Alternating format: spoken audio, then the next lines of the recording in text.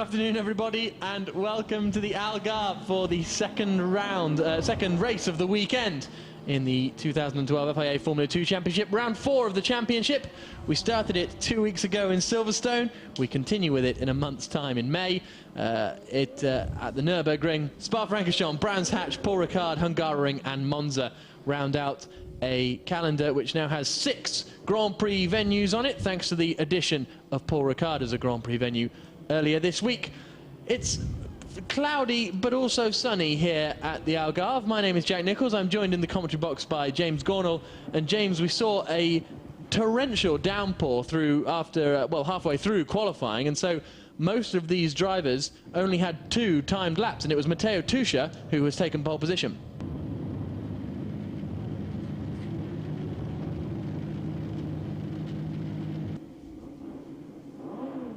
So the green flag wave from the back of the field. The 4th round of the championship about to get underway. Plamen Kralev is pointed aggressively. We wait for the lights to go out. A very short hold. Away we go. Tuscia holds onto the lead, moving across to block off Christopher Zanella, who hasn't got a great start. Bacchetta is up into 2nd place. Zanella down to 3rd. Pommer then still holding in 4th place. Marocco trying to get past Dino Zamparelli into turn 1, but he hasn't done it. Bacchetta's attacking for the lead around the outside into turn 3. Can Tuscia hold on? No. Luciano Bacchetta around the outside at turn 3 moves into the lead. Zanella is going to be challenging Tuscia before too long. Going wide there on the exit over the AstroTurf is Karen Marocco. So as they come down into the hairpin, Marocco is dropping back down now behind Hector Hurst. Mihai Marinescu has moved up there as well. Snegerev, there's contact between David Zhu and I think that might be Karush Kani that has lost his front right wheel. Hopefully he'll be able to pull off somewhere safe. But Luciano Bacchetta, 3rd to 1st on the opening 3 corners. Brilliant around the outside of Tuscia. He's been really comfortable here, and he that's not going anywhere. That could cause a safety car, actually. Yeah, that is Karush Kani, who has lost his front right wheel after that bit of contact with David Zhu, I think it was, as they come down the hill then through turn 10, through the left-hand kink at 11 up towards turn 12. And he's going for it up the inside. That's a good move from Dino Zamparelli. Very, very assertive. Pommer is going to have the inside line for this right-hander, though. But we saw yesterday, Pommer very weak coming out of turn 14 and through 15. So I wouldn't be surprised if Zamparelli is going to get a very good run out of here. But as they come across the line then to complete the first lap, Hector Hurst, Kevin Marocco, Mihai Marinescu all flashing through. But across the start-finish line comes Luciano Bacchetta. He has got an 0.8 of a second lead over Matteo Tuscia behind, but here comes Dino Zamparelli. Pommer going very, very defensive over 4th position, and he holds the place at the moment, side by side between Marocco and Hurst. Hurst holds it on around the outside. Good driving from the young Briton, and Pommer is still right up with him and is starting to have a think about it now, because they're coming into 14 and 15. This is where he's definitely going to be within 1 second, so the boost is going to be enabled this time around, I'd imagine. Zanella got a bit wide as well, so Pommer's going to have a fantastic slipstream here. Yep, Zanella, I'm sure, will go straight to the inside of the circuit, I'd have thought, as they come over the start-finish straight. That's Hector Hurst and Kevin Marocco a little bit further back, but here comes Pommer holding the inside line. Look how close Tuscia is as well. Pommer's got it already. Is past. Marcus Pommer up into 3rd position. Zanella tries to get the cut back on the exit, looking on the inside into turn 2, backs out of it, and he had to back out of it because otherwise that would have been contact. But interestingly, just a little bit further up, we saw Tuscia attacking Bacchetta for the lead as well. He knows he can't leave it to the last lap this time. He's going to have to make a move early if he wants to take this win. So we've got 16 laps remaining. And look how close our 2 race leaders are as they turn into turn 5. And now Marcus Pommer is ahead of Christopher Zanella. Will we see him now slowly begin to pull away? Equally, what are Dino Zamparelli's lap times like? He's lapping 0.4 of a second quicker than Zanella on that last lap, so it may not be long before Dino joins the battle to pick up a 4th position. Definitely. Here comes Matteo Tuscia right up behind Luciano Bacchetta once again through the right-hander. And he's desperate to try and get it stopped through that double right at 7 and then 8, just 95 kilometers an hour on the apex. Both of them really pushing the cars to their limits. Yesterday, Bacchetta was saying he was pushing as hard as he could to get away from Tuscia, but just could not escape. There's a lockup, and Tuscia has been put off by that and runs wide. That has decided the race a little bit, perhaps getting just getting spooked by that lockup from Becchetta. It could be. Obviously, it was out of shot. Luciano Becchetta might have got completely out of shape there, as well as just simply having a lockup. But Tusha certainly spooked by it. Yep, and Marcus Pommer now is going to be fairly close up behind. So, has that alleviated the pressure on Luciano Becchetta? Is he going to become 4 race wins in a row? The first man to do that in the new series of Formula 2. Across the line he comes to start the final lap now. Matteo Tusha still in second place. He'll be frustrated with that mistake, and he needs to be careful because Marcus Pommer is not too far behind. Down into turn 1, Becchetta holding on to this lead. He has had to come under increasing pressure. He's had some difficult moments on the brakes in particular, but he's managed to keep his head, and this is where the experience really has helped Becchetta. And there's a car off there, isn't there? That Max is Snegerev. Max Snegerev. He has gone. No, sorry, it's Kralev has spun, and then Snegerev, unsighted, has gone off into the barriers on the left-hand side. Yep, there you can see him spinning back across the circuit. There goes Kralev back off the other way. But meanwhile, that was all down in 14th and 15th positions were Kralev and Snegerev. Difficult time for Snegerev trying to pick his way through what was just a myriad of smoke. But aim for the middle, that's what they say. Yep, aim for the gap that's not there, isn't it? And then the car will spin out of the way. But there is Luciano Becchetta dropping down the hill for the final time into turn 11, up towards the second gear, 80-kilometer left-hander at turn 12. And he's had to, and that's a spin for Partiva Soros-Warren now, so the drivers at the back of the field really starting to struggle to get to grips. But out of the final corner comes Luciano Becchetta. He has won every single round of the 2012 FIA Formula 2 Championship, and that is not going to stop today because the checker flag is out, and Luciano Becchetta is 4 times winner this season in FIA Formula 2. Matteo Tusha, fantastic drive from Tusha to finish in second place. Third place goes the way of Marcus Pommer, who crossed the line only 7/10 of a second behind Tusha after that small error. Christopher Zanella comes across the line to finish 4th. The battle over 5th has been resolved in way of Dino Zamparelli. 6th position for Dan McKenzie, 7th for Hector Hurst, 8th for Kevin Marocca, 9th for Victor Guerin. There you can see Noel from Comet absolutely delighted with how things have gone. And Kurush Kani there in the pit lane after he retired very early on in this race after some contact. Victor Guerin 9th, Alex Fontana. And he's been fast, but you haven't been seeing him chuck the car around. He seems to have looked after the tyres so far. Yeah, these guys, they've got speed in different places, so they've obviously got different setup. Some probably more positive on the front than others, which is why we're seeing this concertina effect. But eventually something's going to snap, and I think one's going to dive through. It's very similar, just a tenth between them on those last lap comparisons there. Car number 3 is under investigation, which is Max Snegerev, who we saw. We didn't see what happened to him. We saw the end result in that the rear wing was wonky, and he was out of the car and out of the race. So Marinescu leads, 2nd is Becchetta, 3rd is Marocca, 4th is Tusha. There is the 5th place car of Zanella. 6th is Fontana still. McKenzie is 7th now, so Fontana has got ahead of the British driver, who started 3rd, best so far in Formula 2 qualifying for Daniel McKenzie, but has dropped 4 places down to 7th. David Zhu, the Chinese driver, in the points again in 8th. Marcus Pommer struggling a bit in 9th place, and Hector Hurst is again in the points in 10th place. Kralev just behind him in 11th. Pommer's a man we expected to move forwards a bit, but he's actually 2.9 seconds behind the group in front, so he's going to struggle to make any headway from there. Big lock up there and slide from Kevin Marocca, and that's brought the other 2 back onto his tail now. So Kevin's tyres beginning to go off. 6 laps to go. Matteo Tusha has a look on the way into the final corner at the Coca-Cola curve. Was that a bit too premature there? Might he have been better to hang back, really, because this is into the boost zone now, and he's got Zanella on his tail. I'd say Zanella's going past on this occasion. He's going to have a go, that's for sure. He's clear. He's gone through before they even hit the brakes. And there he has. He's going to try and get 2 for 1 offer here on the way into the hairpin. Looks at the inside. Kevin Marocca defends. Don't try and get around the outside of him, Christopher. In fact, you might be in danger yourself of losing your place again to Matteo Tusha, who tries to come back alongside him but can't quite make it. So Zanella gets a place. Was almost greedy then and tried to get 2 places. And that then always lock up there from Tusha, who almost runs into the back of his fellow Swiss driver. A pole and 2 Swiss drivers here in this tremendous battle that we've got for third place. They're about 6 seconds behind the lead duo now. The gap, I'm just keeping an eye on the gap between the top two because that's creeping down to 3.2 seconds now. It was nearly 4 seconds a couple of laps ago. So Zanella with another good move there, but I think that was made too easy for him.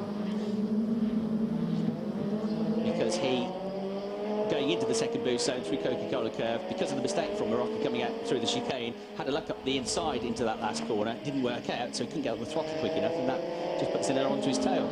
Like you say, it was premature, and he paid for it, where Christopher's just looking to pick up all the pieces he can here.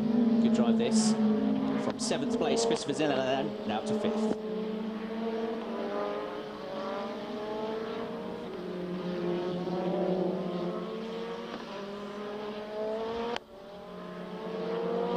Right, so into the final quarter of this race. 15 and a bit laps have been completed. Who's going to finish on the podium, and in which order will 3rd, 4th and 5th come home is a question.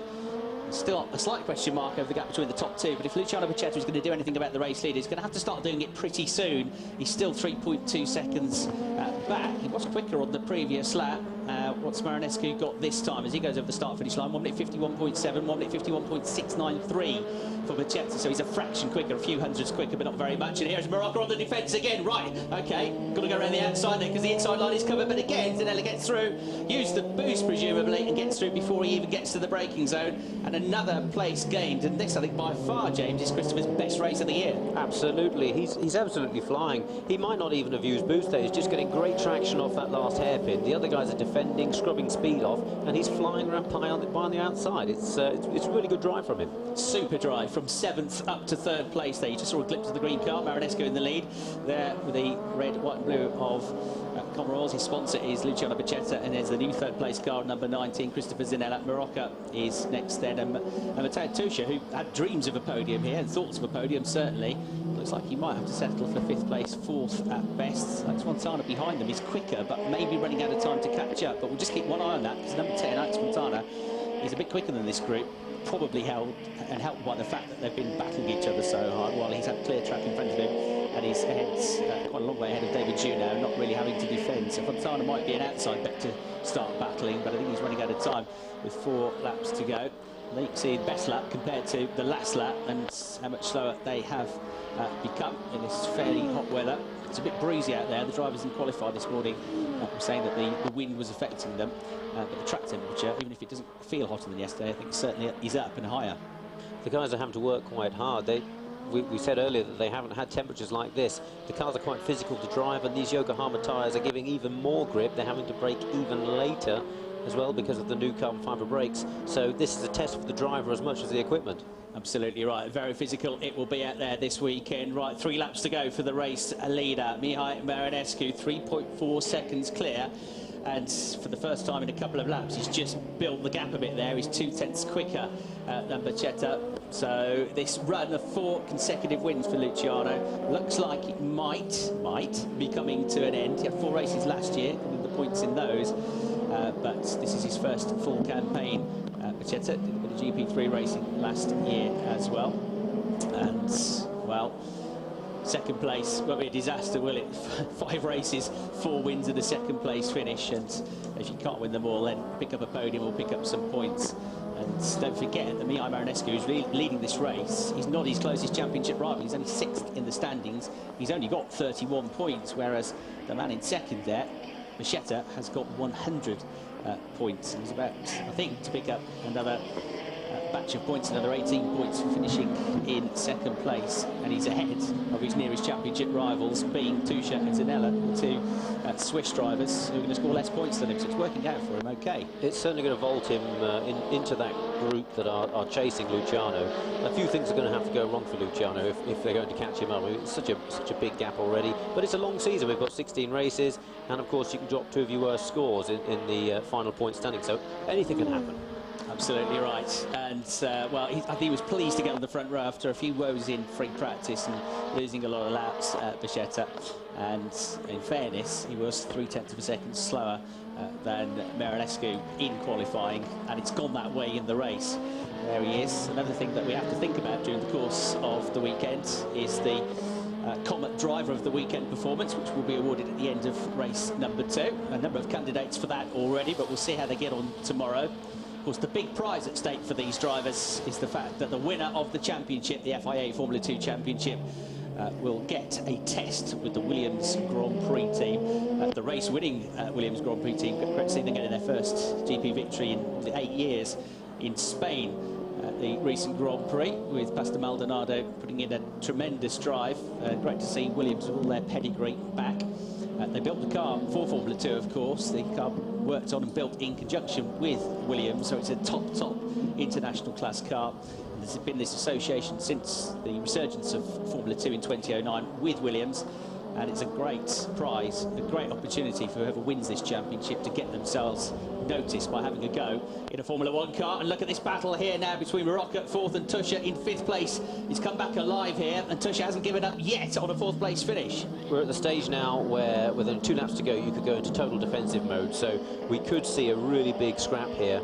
It's a shame Christopher Zanella didn't get free air a little earlier, because he's lapping now over a second faster than the 2 guys in front of him. And I mean, a podium's fantastic, but just think what else. And this is going to put him in a perfect position heading into qualifying tomorrow.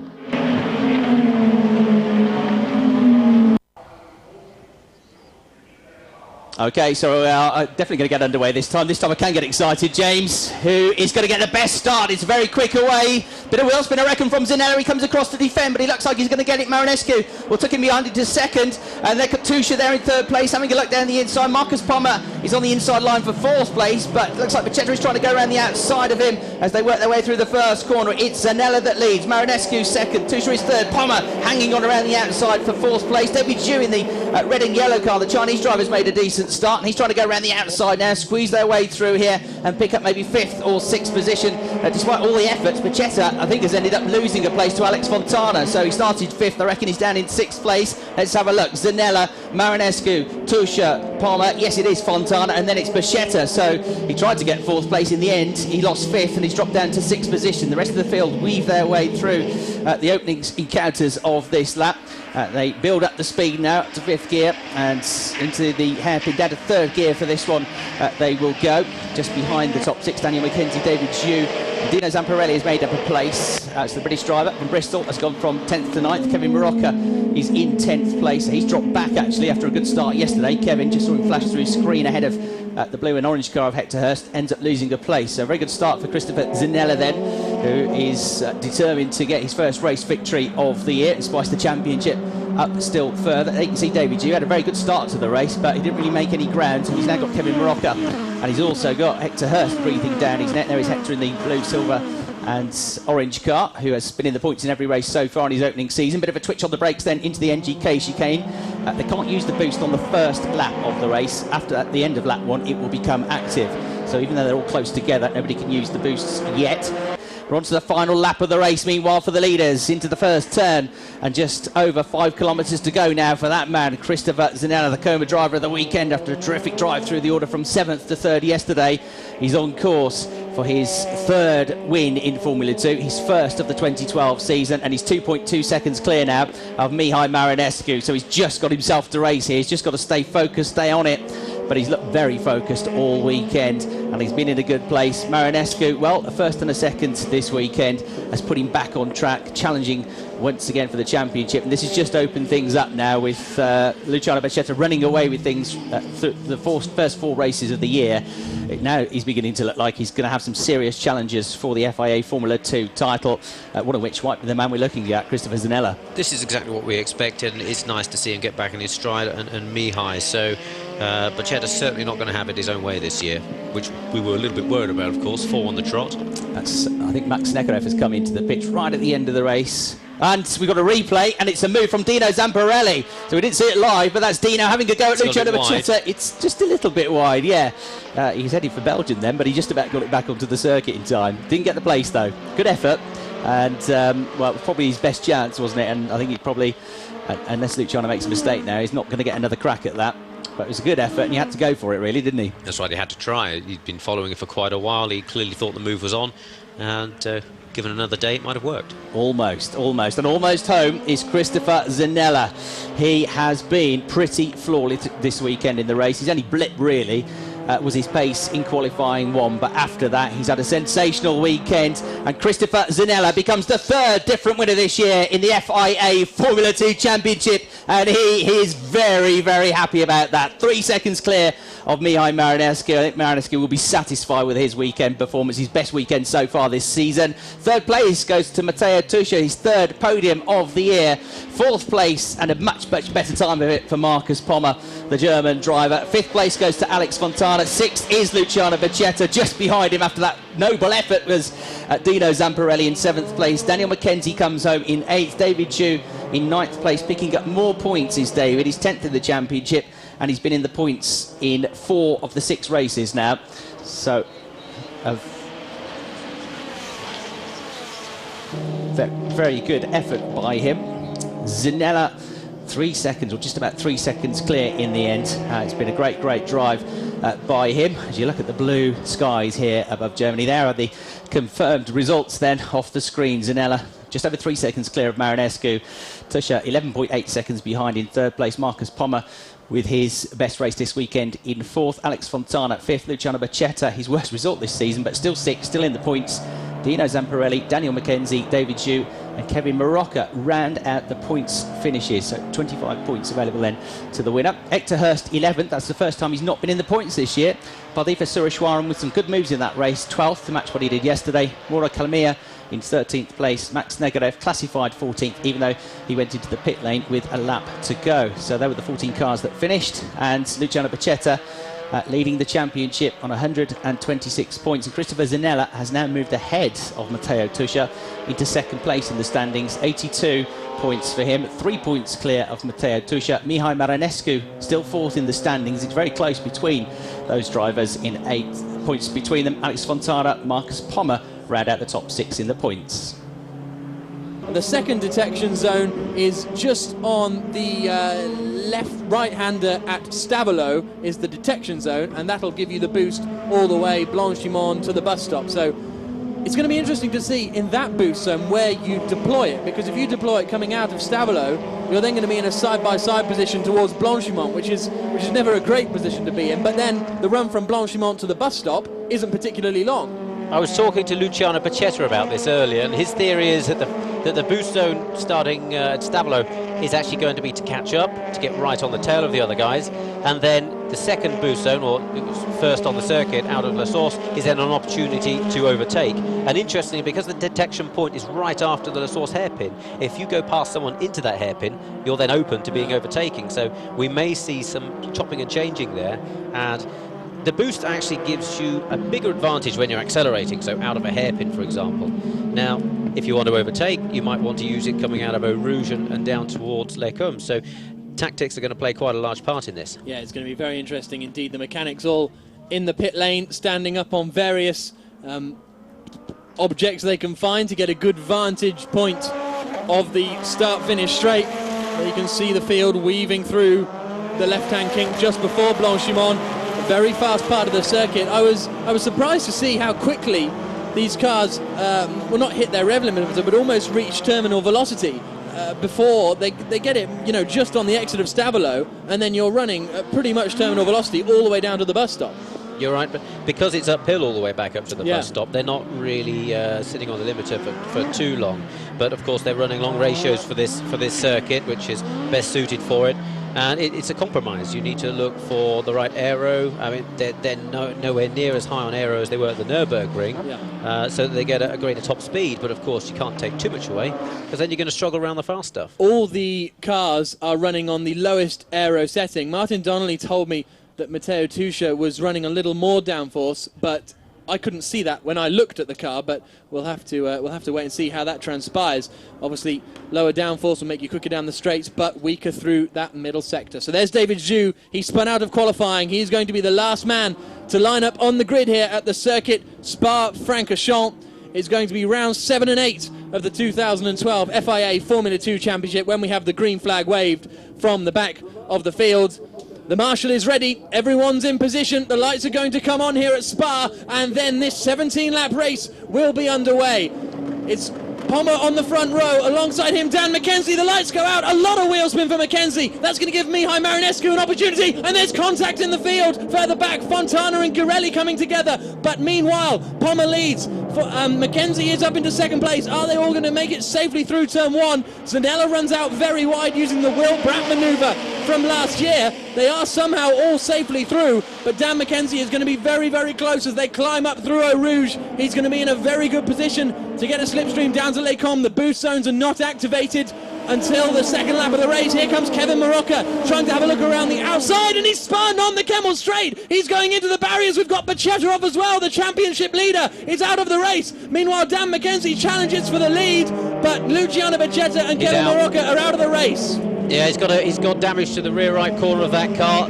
I'm not quite sure what happened there, but it must have just been a small touch, and I think Kevin was lucky there not to have anything worse happen. So he got on the grass. He was pushed onto the grass effectively by Marinescu, and then Bacchetta went one way, then dived back the other way. I wonder if Bacchetta got a touch from behind, possibly as he tried to cut back, but that's not a place you want to have a moment. Meanwhile, the leaders come down into the hairpin, and the big loser from that then has been, of course, Kevin Marocca. Looked as though there's a bit of damage on Zanella's car. There's Bacchetta out of the race. He won the first 4 races of the season, didn't win any at the Nürburgring, and now he's out here at Spa. I think Bacchetta reacted to Marocca in front on the brakes, and then we can see actually a bit of a hole at the front on the front of Zanella's nose, so I'd say definitely hit him there. Nothing he could do about it, of course, because they're just trying to avoid an accident. Plamen Kralev ahead of Dino Zamparelli. Kralev has really been on it this weekend. Very impressive stuff from the Bulgarian Motorsports ambassador. There's Vittorio Girelli. Big slide from Kralev. I was watching out the window as Girelli and Fontana all came together, and how they all kept it going in a straight line I will never know, because that was a big moment for them indeed. But through Blanchimont they come for the first time. Kralev sliding his way through. Dino Zamparelli disappointed to be 11th on the grid. Here he comes, sending one up the inside into the chicane. Has Kralev seen him? He has. Leaves him enough room. Good move from Zamparelli. It was nice. He held him out, and that, by my reckoning, Kralev's in 8th place at the moment. That's a fantastic effort from him. He is indeed. So that's the battle over 7th position. So Pommer leads 1.7 seconds clear of Dan McKenzie in 2nd place. 3rd is Mihai Marinescu. 4th is Matteo Tuscia. I think Alex Fontana has picked up some damage from that, because he's running pretty slowly towards the back of the field behind David Zhu. We got the yellow flags out at turn 4. That's for obviously the Marocca-Bacchetta incident. I'm surprised if they can cover that not under safety car. There's Fontana. Oh, more contact for Fontana. At this time getting a little bit of a clip from David Zhu, and Fontana has had the pace this season, but things just aren't working out for him in the race. Not at all. As I said before, he was brilliant in practice, and he likes this circuit. He won here last year in the European Formula 3 Championship, so I expected him to be higher than this, but he's just got no luck. No. So Marcus Pommer is beginning to pull clear of Dan McKenzie then. There you can see Pommer leading in the black and orange car. Behind him is Dan McKenzie, and he's going to have to be careful, because Mihai Marinescu is right up with him, as is Matteo Tuscia. Those three have kind of broken away now from Christopher Zanella, his feet are probably a lot cooler than they would normally be, with that little bit of a hole in the front nose as the mechanics and engineers watch on. But Marcus Pommer, who much was expected from, he destroyed the field at the Silverstone test, didn't he? But then once the racing came and the qualifying came and it really mattered, he hasn't quite been able to pull it together. Down in 6th place in the championship, has only picked up 1 podium this season in the second round of the season at second race, I should say, at the Algarve. But now it looks like he's starting to get to grips with it. We expected this from Marcus. He's got a lot of experience, so it's nice to see it actually happening for him. In the past, in his Formula 3 days, he had a lot of bad luck. He'd be quick, but something go wrong. Let's hope he's going to get the monkey off his back and get on with the job here. Dan McKenzie is going to be coming under pressure before too long from, well, I think he was coming under pressure into the bus stop chicane from Mihai Marinescu. Across the line they come. Marinescu is in that white and green machine with just behind the Dragon liveried Matteo Tuscia. Now we've got Plamen Kralev coming under attack from Hector Hurst, Partiva Suresh-Warren and Mauro Calamia all involved in that scrap as well. So Suresh-Warren still holding that 10th position that he qualified in, but Mauro Calamia is looking racy. Here comes Hector Hurst then, trying to get past Plamen Kralev. He's going to go alongside him into Eau Rouge. Don't do that one, Hector. He doesn't. So he pulls out of that one at the last minute, but that will probably I'd imagine he's used his boost now. That could put him under pressure, actually, from Suresh-Warren. Possibly. Suresh-Warren didn't use his boost. Here they come. It's going to be the three of them battling it over. Calamia has now moved to the outside. Suresh-Warren on the inside. And there's going to be no movement there, I don't think, unless Calamia can do a miracle move around the outside. But unfortunately not. No, that hasn't quite worked out. It has allowed Axel Jeffries into the fray, though. And now Axel Jeffries is going to have a look up the inside, going down the hill into Rivage. This is great scrapping. Kurush Khani in there as well. But 15 laps to go, and currently it's Marcus Pommer out in the lead. Big slide from Jeffries, keeps it all together. But we've seen so much good battling. I wonder if Marinescu's made a mistake here, just jumping back now to the battle over third position, because Tusha is a lot closer to him than Marinescu is to Mackenzie. I think that Mackenzie's got a nice little bit of breathing space here.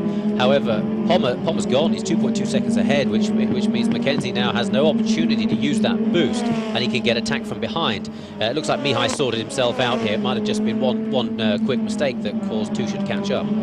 Yeah, quite possibly. So now through the right-hander they come at Stavolo. There you saw the BZ board, which signifies to the drivers where the activation zone is. And Fontana is now right in the slipstream of David Zhu. He's going to have a little look up the inside, and he's going to, well, he makes it through, gives him a little gesticulation on the way past, and Snegarev's off. Max Snegarev is off. That's down on the exit of the Fania chicane into the right-hander at Stavolo, I think. And he is looking like he's out of this race. He's certainly out of the car. Well, that's made a right message. It's the second time this weekend that Max has had quite a heavy shunt. I'm not quite sure what he's hit and how he ended up in the gravel there, so unless he came into contact with another car. Quite possibly. The only way he could lose it himself there is going wide on the exit of the Fania chicane and then getting out of shape. That's the only thing I can think of. Here is our race leader then, Marcus Pommer in the blue and orange machine. Here comes Mihai Marinescu, though, challenging for second place. Dan Mackenzie goes defensive. There's Snegarev, and Kurush Khani. So we've got Snegarev and Khani out of the race down there at Stavolo. I don't think you need to be Poirot to figure out what's happened there. I think those two may have come together. Dan Mackenzie, meanwhile, has held on to this second position. 14 laps remaining here at Spa-Francorchamps, and we've got a three-way battle for second place. Marcus Pommer is driving on off the road, and it's been a very strong performance from him indeed. But Dan Mackenzie is starting to struggle just a little bit. He's got fresher tyres than those guys behind him, so maybe he's just taking it easy and hoping to use the prowess of the tyres towards the end of the race. But he's currently 2.5 seconds behind Marcus Pommer, and then we've got Mihai Marinescu and Matteo Tusha behind. It's turning into a fascinating battle over second place. There you can see Kurush Khani and Max Snegarev cars being removed by the JCB. They get some decent airtime there. And meanwhile, though, Marcus Pommer is starting to romp away up at the front, but there's a great battle on behind for second.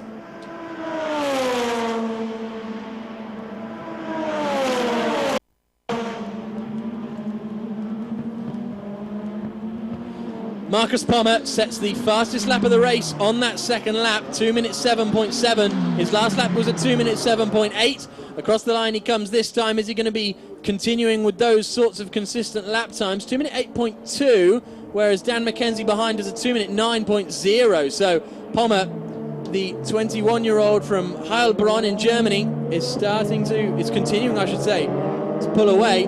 Plenty of single-seater experience, as we said, but this could be the chance for Tusha now.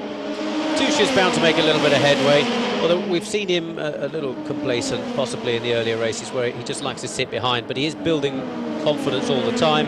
And Mihai had a little bit of a slide there, so this is a good opportunity for Tusha. Tusha will look to the outside. Marinescu will not give him any room there at all, and now he's going to block towards the inside as well. Tusha desperate to try and find that overlap on the inside. He can't. Marinescu covers the outside line as well as they come into Les Combes. There's also a good battle behind between Zanella and Girelli, I think I just saw out the corner of my eye, but Marinescu being pretty defensive. That's it. He's making a few too many moves on this occasion. If that was Formula One, of course they've changed their rules this year, he'd probably get some sort of penalty. It wouldn't surprise me if he gets a warning for that. Yeah, quite possibly, but he is defending vigorously. He's probably frustrated that he hasn't been able to find a way past Dan Mackenzie, and now he's having to drive looking in his rear view mirror rather than the man in front. Mihai Marinescu from Brasov in Romania, currently in 4th place in the championship. As we've said earlier, Matteo Tuscia is only 5 points ahead of him in the championship. Little bit of a lock-up on the front right going into Fania chicane. Now we've got Alex Fontana going past Mauro Calamia into Pouon, and he makes that move stick, so that moves Fontana up into 11th place. He's also dispensed with Axel Jeffries on this lap as well, so Fontana's getting pretty used to carving through the field and not getting any points as a result, unfortunately, but hopefully his luck will change. He was quickest here in the second practice session yesterday afternoon, so he's certainly got the pace. That's a good move from Axel Jeffries into Stabilo. Saw Calamia get out of shape, makes the move stick. I think we might see Fontana jump into the points here, Jack. He is making good headway, and if he can... Ooh, that's a bit of contact. Just getting to the inside of Calamia, but that was very close to contact. Now they're going to come through Blanchimont. Is Calamia going to hang it on around the outside of Blanchimont? No, he's not. Now he'll possibly attack into the bus stop chicane. Yes, he does. No, he doesn't. He thought about it, didn't he? He was very, very close to going through, but decided to just take it easy a little bit and settle and then attack later on. So Fontana is now up into 11th place, only a second behind Suresh. So yeah, he's not too far away from the points. Hector Hurst has gone from 16th on the grid up into 9th position, so that's been a good drive from him as well. He made a really good start, actually. He's just got to hold that position now. We've seen him in the points a lot, but he struggled at Nürburgring. He couldn't get to grips with the first sector and the slow sections. You don't have too much trouble with slow sections at this track, maybe 2 corners, but certainly doing a good job this weekend. This good result of another 7th place is going to help that. It is unlikely that Fontana's going to catch up 12 seconds, but as we saw before in race 1 at the Nürburgring, the pace did change quite a lot at the end of the race, so you never know. Absolutely, it's well, here comes Tuscia again, and Marinescu pushes him onto the grass, and Tuscia's still holding it in there. If he can make that move stick, it's fantastically brave driving from Matteo Tuscia, 15 years old, and he is not going to be put off by movements like that. Tuscia up into 3rd position. Brave driving from Matteo there, and to keep it flat out on the grass is, well, you can't knock him for it, can you? That was huge cojones from the young man there, and I am sure that we're going to see Mihai in the steward's office a little bit later. Yeah, I don't think he left him racing room. Totally pinned, good man there. So, and there you can see Tuscia as a bit of a comeback, leaves his turn in nice and late, makes the move stick. Good work from him. So there is Vittorio Gorelli. Haven't mentioned him much in this race, but he's still in 6th position. Is he closing in on Christopher Zanella? Last lap the gap came down by 0.2 of a second. Give it a lap or two and he's going to be within the boost zone. So Gorelli might well be a factor for a top 5 finish here. They're quite close to the 3rd place battle as well. I mean, yeah, Mihai anything can happen here. Did a 2:09.6, so Marinescu was still quicker than Zanella on that last lap, but we'll have to see whether that changes. You can see Gorelli's got a bit of damage on his front nose as well. Car 9 is under investigation. That's Mihai Marinescu, which I presume would be for his defensive driving. I'm shocked. Yeah, pretty heart in the mouth moment, really, wasn't it? We saw in Formula Renault 2 Litre a couple of weeks ago when the World Series by Renault were here, there was an almighty crash in the wet in Formula Renault 2 Litre when a car got sideways and ended up facing backwards on the Kemmel Straight. So it's never a great position to be in, but fortunately we survived. Actually, there was one of the larger cars, the Renault 3.5s. They went airborne at the end of that straight. So it is a dangerous place because you just have such high speeds. Here comes David Zhu. Is he going to try and get through? He is, and he's managed to make it stick. Good move from Zhu. Partiva was trying hard not to hit in there. He was squirming around on the inside. Good move from Zhu. That means he will be getting a championship point if he can hold it on for the final lap. Marcus Pommer, though, is already through the fast, flat-out blast through the Ardennes Mountains on the old part of the circuit. Through the left-hander at Blanchimont he comes, and down into the chicane at the bus stop. He started on pole position. He managed to romp clear as soon as the lights went out, avoided all the first lap carnage, and Marcus Pommer, the quickest man in pre-season testing, has failed to deliver until now. The checkered flag is out. Marcus Pommer wins, 2nd place. Great drive from Dan McKenzie. He's going to be delighted with that. Matteo Tuscia picks up another podium in 3rd position. That's his 4th podium of the season so far. Mihai Marinescu finishes in 4th position. he might have a little chat with the stewards later on. Christopher Zanella in 5th place. Vittorio Garelli, hardly saw any of him really, but he managed to finish in 6th position. Dino Zamparelli, I said Fontana wouldn't catch up, but I tell you what, there's only 7/10 of a second between them as they cross the line. Frustrating times for Alex Fontana, but Marcus Pommer, thumbs up from his engineer. He has won the 7th round of the 2012 FIA Formula 2 Championship here at Spa-Francorchamps. And it was a pretty entertaining race in the end, wasn't it? There was plenty of battles going on and a bit of drama. Oop, I thought Pommer was going to meet the back of Luciano Becchetta's car there, but managed to avoid it. But Pommer has done a couple of years of German F3s and Formula BMW in Europe as well. In Germany, I should say. And he was one of the tipped men to win.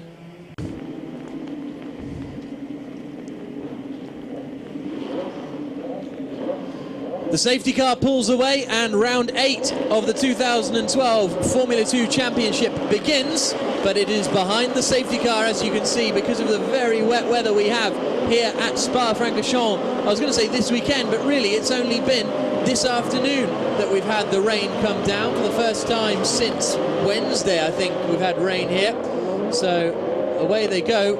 And well, we had torrential rain Thursday night. Actually, I just remember that going back to the hotel in that weather was fun. There's an awful lot of standing water out there, Jack. All the cars picking up a lot, so maybe they'll be behind this safety car for more laps than we first anticipated. Yes, so they're through Eau Rouge for the first time. The main issue is going to be spray, of course, and the decision will come down to Dave Scott and his team of FIA representatives. When they decide it's safe for the safety car to come in, they will bring the safety car. And this is also the first race on the new wet Yokohama tyres. They've done a bit of running on the wet Yokohamas, but never actually raced on them yet. You can see the spray there. And any of you who watched the Formula Renault 3.5 race a couple of weeks ago here at Spa, or in fact any race from Spa in the last 60 years, you'll know that that rain is not an unusual occurrence here. Even in the FIA Formula 2 race last year, when Will Bratt won on the Saturday, that was a very wet race indeed as well. So it's going to be, you can see the standing water there on the exit of Les Combes. The rain has really come down hard. What kind of things do you think the race directors are going to be looking for when they decide to decide when they should let the race go? Is it going to be spray or the standing water, or a combination? It's going to be a combination. Visibility is extremely important. When you're driving like this in a controlled manner, you can react a little bit quicker to someone having a problem in front of you. And equally, if there's a puddle somewhere on this circuit, the guys could aquaplane off the track and there'd be a complete passenger. There's nothing you can do when that car lifts up off the floor.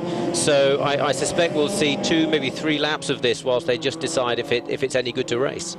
Yep, so down towards Pouhon this is. The very fast left-hander Mihai Marinescu, it's worth mentioning him. He's starting this race down in 13th position on the grid.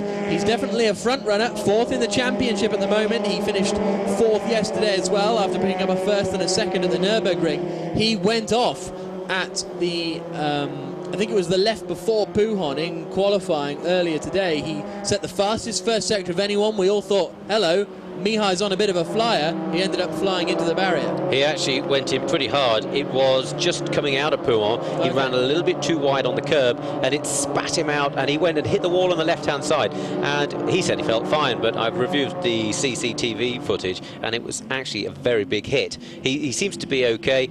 If anyone's going to drive through the pack, he's going to have a good chance of it. I was actually a little bit critical of Mihai yesterday for weaving, but having been to the stewards with him, because all of these incidents were indeed looked at, you review his onboards and his conduct was quite good. He did push Tusha off, of course, on one lap when we saw that amazing overtake from Matteo, but quite good driving and half decent defending. So Luciano Becchetta continues out in front behind the safety car. Of course they need to, I'm surprised they're not giving each other a little more breathing space. I don't think I saw the lights out. Oh, safety car is in this lap then, so that's just been announced on race control. That's a very, very quick turnaround, so the lights are out now on the Mercedes safety car, and after only 1 lap behind, the rain is coming down harder, but the stewards have decided that we are okay to go racing here. Luciano Becchetta, Marcus Pommer, Alex Fontana, Kevin Marocca are top 4. 5th position is Vittorio Girelli with Christopher Zanella in 6th. Becchetta backs the pack up, but I think he's already gone for it, coming down into the bus stop chicane. The mechanics watch on as here comes Luciano Becchetta to begin this race proper. Only 1 lap we've had behind the safety car. We've got 36 minutes of this race remaining, and away we go.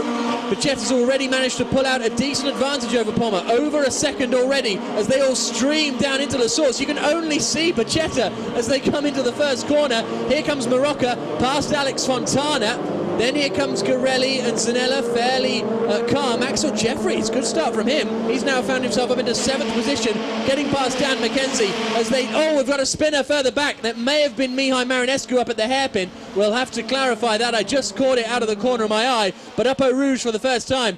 Becchetta has got away at the front from Marcus Pommer, which is exactly what he needed to do. And of course, Becchetta's not going to have any spray in front of him, which is going to be very important. Zanella's going to be challenging Girelli perhaps by the time they get up to Les Combes. It's pretty wet out there, isn't it? Well, Luciano's got a fantastic position here because he, of course, can see. Even in 2nd place, your visibility is going to be hampered. Marocco's looking very racy. We know he's an aggressive driver. He had that coming together with Mihai yesterday. But it looks more like powerboat racing at the moment. There's so much water out there. There's Dino Zamparelli coming through, and I think it may have been Marinescu that spun because we haven't seen him in this camera shot yet. There is Marinescu right down with Max Snegerev. So that it must have been a spin for Mihai Marinescu that we saw up there at the hairpin on the opening lap, or on the 2nd lap of the race I should say technically, but the first proper racing lap. So Becchetta has got himself over a second ahead of Marcus Pommer at the moment, and in case you haven't been following Formula 2 this season, if you're within a second of the driver in front at 2 points on the circuit, you're then able to use your overboost button, which gives you an extra 75 brake horsepower, maybe 5-6 miles an hour, somewhere in that region with the overboost, and that aids you getting up and past. Christopher Zanella is looking pretty racy on the back of Vittorio Girelli, but we're going to see them taking different lines around here as well, aren't we? That's going to be something interesting to watch out for. When any race car's running on the racing line, they're putting rubber down all the time, which is why in any championship you see marbles. We call them marbles on the outside of the track, where that rubber that comes off falls off. But there's actually more grip out there than on the racing line, where the rubber has been embedded into the surface. So these guys are going to be exploring everywhere. We said they had a bit of wet running, and so a few of them probably have a good idea of where they want to be. Becchetta knows exactly where he wants to be, and he is absolutely there. He's pulling out comfortably, I would say, from Marcus Pommer. I would suggest the gap may be up as high as 2 seconds as they come across the line. Becchetta on that last lap, first flying lap in these conditions, comes across the line to do a 2-minute 39.5, and the gap is now up to 3.1 seconds. Luciano Becchetta very much on it. Marcus Pommer, though, is going to be coming under a lot of pressure, I think, soon from Kevin Marocca as the rest of the cars stream through. Zanella has got past Girelli. There's Christopher Zanella, and there is Vittorio Girelli. Axel Jeffries is running strongly in these wet conditions as well. He, on that last lap, managed to find a couple of tenths of a second. We got yellow flags out on the run down into La Source, so I don't know what's happened there, but just looking out of our commentary box, I can see the waved yellows. Hopefully we'll find out what has gone amiss down there as we watch somewhere on the circuit. Here we go, it's coming out onto the Kemmel Straight. This visibility is very, very difficult for the drivers. It's Christopher Zanella and Vittorio Girelli who are still running with one another. Here they come in the spray. No, it's Alex Fontana, isn't it? Zanella going past Fontana now, and it is the Daniel 20 McKenzie. car of Daniel McKenzie, who has obviously gone off some... is that on the inside? Is that... He could have dropped it coming out of the hairpin, but that's quite a bit of damage. He's hit the rear right corner, done the back end, so that's no small impact. Yeah, so we've still got stationary yellows up here, so I wonder if it's on the outside of turn 1. That would be my only guess, is that he's lost it under braking and has then hit the wall on the run down into the first corner, but I think we have more can't see yellow him out of my flags, window. So the safety car's on standby. Not quite sure for exactly what reason just yet, other than obviously Dan McKenzie's car, but we don't know exactly why that has gone off. But Luciano Becchetta continues to lead up at the front, and Kevin Marocca is right with Marcus Pommer now as they come into the Fanny chicane. Safety car deployed. Safety car is deployed, so that means that Kevin Marocca will have to back off. That's bad news for Becchetta. He'd built up a 3.1 second advantage. hopefully we'll be able to find out exactly where Dan Mackenzie's car is. He was out of the car, of course, which was very good to see. But we had the wave yellows here on the start-finish straight, so it must have been around the La Source area. He came across the line pretty much on his own, I would say. A second ahead of Tusha, and there is Tusha. His helmet actually says "Eat my shorts" on the back, which was a nice little touch.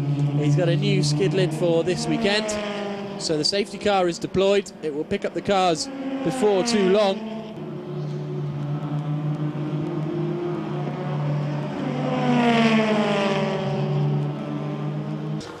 And these guys know how dangerous it is.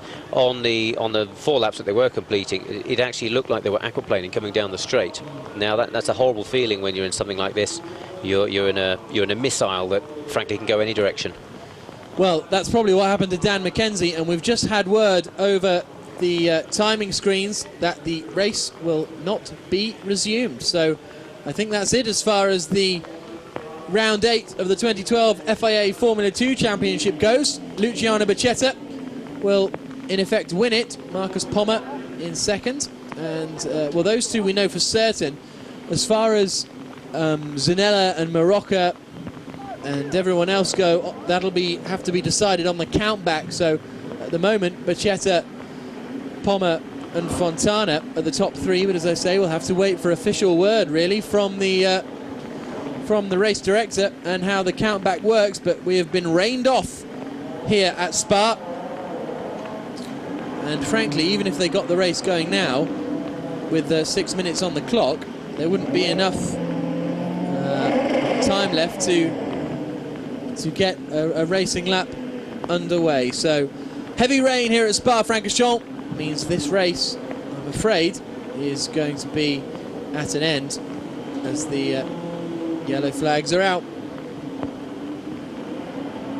9th round of the championship about to get underway. The red lights come on here at Brands Hatch, and we're away, and Luciano Becchetta gets a very, very slow getaway. He can't get any grip at all. Tusha looks to the outside, but it's Kevin Marocca who moves into the lead on the run down into Paddock Hill Bend for the first time. Luciano Becchetta getting a very, very poor getaway. Marocca runs out wide. Tusha gets a massive tank slapper on through Paddock, just about holds it as they come up the hill towards Druids for the first time. Once again, Marocca's going very wide, but there may well be more grip around the outside. Tusha's trying to get involved, but they're all just trying to keep it in a straight line. Becchetta has only dropped down to 4th place. Little tentative look up the inside of Snegerev. Zanella's just gone around the outside of Alex Fontana. Brilliant move from him. But as they come towards Clearways for the first time, Becchetta just didn't go anywhere, did he? Becchetta really struggled with traction on the back end. We saw on the practice starts they were just going sideways rather than forwards. And what do we say? 3rd place, Kevin Marocca there. Fantastic start. And we saw him taking the wide line round Druids. That gives you much better traction when you're coming out. And Matteo Tusha couldn't live with him once they got on the gas. And so look at the visibility, or rather, you can't see the visibility as they come up to Hawthorne Bend for the first time. Dino Zamparelli's lost out at the start as well. He's dropped down a number of positions. But now Becchetta is up behind Max Snegerev. Through the dip at Dingle Dell, then up towards Sheen Curve, the fast right-hander. There you can see 28 laps, but I imagine it will be 40 minutes. They're going to go side by side into Sheen. There, Becchetta and Snegerev. Snegerev just holds it on. Becchetta's perhaps a little bit impatient, I would suggest. He's got plenty of time and no need to get tangled up in an incident. Luciano does not need a DNF in this situation. We have Tusha in 2nd place, so he could make some points on him here, but he needs to concentrate on staying on the track and just getting solid top 5s all the time. Marocca across the line in 1st position then. He has got a reasonable advantage over 2nd place man Matteo Tusha, 2 seconds in fact, as they cross the line. That takes him out of the boost zone. If you haven't watched Formula 2 so far this season, the boost zones are now activated, so if you're within a second of the car in front at 2 points in the circuit, you can press the overboost button, which will give you an extra 500 brake horsepower. Marcus Pommer has made his way up into 12th place from 19th on the grid. Here we're seeing Hector Hurst and Kurush Kani do battle. Hector Hurst is probably about the only car you can see in these conditions with its fluorescent orange nose. They're about to come into our shot now up at the top, but here's Snegerev then, still running in 3rd place ahead of Luciano Becchetta. I don't know what Polish is for catch me if you can, but I think Kevin Marocca's thinking it. He's very confident out there. He knows exactly where he wants to put the car, and I think he's going to scamper off into the distance. In fact, he's gone fastest in the 1st sector there. Up into Hawthorne's they come. Oh, Snegerev running very, very close to the white lines on the way into the corner there. Has he kept it together? Yes, he has, but he's really pushing the track limits here.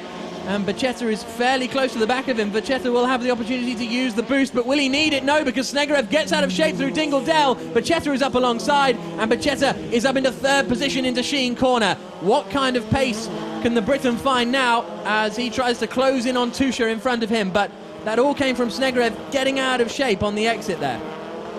This sort of powerboat racing is not easy. There's a little bit of luck involved here if you get a bit of aquaplaning. It's nice to see Max holding his own here, and if he can just pull a bit of a gap, he can get himself comfortable to the end of the race. Yep, across the line he comes, Max Snegerev. The gap has come down between Matteo Tusha and Kevin Marocca. There was a couple of tenths of a... No, I apologise, it was 1.9, it's now 2.7. It's gone up by 8 tenths of a second. That was my misreading of the timing screens there. So Marocca very much is commanding this race and beginning to pull away from 15-year-old Matteo Tusha behind. We're watching Alex Fontana.